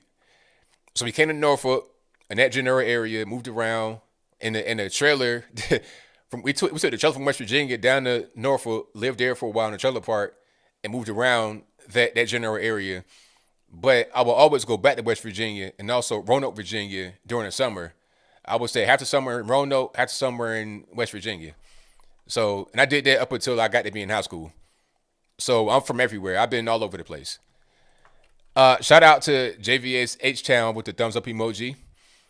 Shout out to, let me see, James5346, who says, y'all go to Antifa.com lately. It now links to whitehouse.gov. Antifa was a liberal government cover-up the whole time. Well, you know how that goes. Whoever owns Antifa.com can point it whatever they wanted to point to. So that's not necessarily evidence, but, you know, it's just kind of how that goes. All right. Let me see. Shout out to Charles Hunter Jr., who says, remember this, politics is downstream from culture. We must engage the culture more and stop societal institutions from being overran by leftists. Don't be afraid to also go on the offense more. Thank you to Mike from Queens, who says, Vegas odds of when Kamala becomes president. I don't know the odds, but I say between 6 months and a year, she'll be in there. That's my opinion. Shout out to Hard, who says, half the country knows they are now officially disenfranchised. Do you think there's a point in voting anymore? I wouldn't go to that extreme. I think half the country is kind of disappointed, but I think you can still vote and have confidence in the voting process. Thank you to Todd, who says, thank you for your work, ABL. Thank you for your donation, man. Definitely appreciate it. Thank you to Slammin' Brandon, who says, ABL, have you ever thought about anarcho-capitalism, libertarian, conservative party is dead? I think libertarians ain't no different than liberals at the end of the day. Like, and I don't mean just regular people. I'm talking about in practice. Because really, it just boils down to yay or nay. So either you with a particular thing or you're against it. And the anarcho-capitalists and libertarians, they just kind of ride the fence and they end up just caucusing with Democrats anyway, just like Bernie Sanders, you know, or you are with the Republicans like Rand Paul. Although Bernie's just an independent, he's kind of like in that sphere of non-party affiliated, but he just ends up becoming a Democrat or Republican. So it's like, shout out to Sid Bro, who says, was I the only one that noticed the lack of social distancing and handshaking done by the elites during the inauguration? You're not the only one that saw that. I saw that too. There was no social distancing. They're handshaking and hugging and high-fiving. And I saw Obama with a mask on, go like this with his mask so he can be heard. It's like, if you just taking your mask kind of off but still got it on your face, it's like, all right, look, if I got a mask like right here, right, it's right on my face, and then I take it away from my face, do I have it on? No, I don't. So it's like, if they're not going to do the distance thing, if they're going to be handshaking, if they're going to be 100 deep in a small area, then I can too. How about that? If they're not afraid, why should I be afraid? But I'll move on. And they were doing that before the so-called vaccine came out, but I'll move on again. Shout out to Lovely. I know I'm tearing your name up, and I'm sorry. Lovely verse. I twittered up. I'm sorry. Who says, what's up, ABL? I'm from Freato, sadly. 15 minimum wage doesn't help. Nobody's hiring. Getting a job is like winning a $1,000 off a scratch ticket. Thank you for that. Shout out to Alfonso Sanchez, who says, get him, ABL, talking about your boy Ivan. Thank you to Timothy, who says, China loves Joe because he is so weak. Wolfgang Dio says, man, I already messaged Biden through White House web contact form. Hope Trump pardon him. Election, Robinette. Left celebrating. Me, pain, dentist closed. Shout out to Mike versus everyone, who says, ABL, we need you in politics, my man. I called in last week and now excited to get through. I forgot to shout out my new channel on the YouTubes. All right, so shout out to Mike versus everyone. Is that your channel right there, boss? Let me see if I can find it right now on the YouTubes. And I'll put it in the chat if I can find it there. And thank y'all again for being here. If you enjoyed the content, if you enjoyed the show tonight, go ahead and give me a thumbs up. I'd appreciate it if you did. And here is Mike versus everyone. I like your top hitter right there. You put some time into it. That's nice. All right, so Mike versus everyone. And I put the link right there in the chat. Thank you to Deborah, who says, President Trump never conceded to Biden and Harris. He said, new administration, sometimes we have to read between the lines. God in heaven, please help us. But he did say that, you know, he's moving on and maybe you see him again in the future. So he doesn't have to concede specifically to be done with the administration. And he left the White House and Biden's there now. So he wouldn't have left if he was not going to concede, in my humble opinion. Shout out to Susan D, who says, I agree, ABL should go into politics. You would be an awesome leader. Thank you. I appreciate you. And I like the cross emoji as well. Shout out to Bobby, who says, here's a $5 for your first campaign donation. Thank you for all the work you do. all the great work you do. You would be a great leader for the GOP one day. I appreciate you, boss. David says, ABL, what do you think about former Governor Rick Snyder being charged in the Flint water crisis on the same day Donald Trump got impeached again? I think it's politically motivated. I don't think it was his fault, really. I think it was just a mistake. I don't know how you could be charged criminally for something like that. I don't really know how that really works. And I don't think it was really his fault either. I think that was the city managers that did that, that chose to use the river for the water. I mean, it's up to them to properly treat the water so it does not. Because what happened was let me back up a little bit. In Flint, what happened was they were buying water from Detroit and they were using that for the city's water. Then that became expensive. So what was happening, they were going to get a pipeline from the lake. And in the meantime, rather than keep buying water from Detroit, they switched to the Flint River. But the problem is that the Flint River was heavily contaminated with heavy metals. And rather than treating the water, they just pumped it up straight.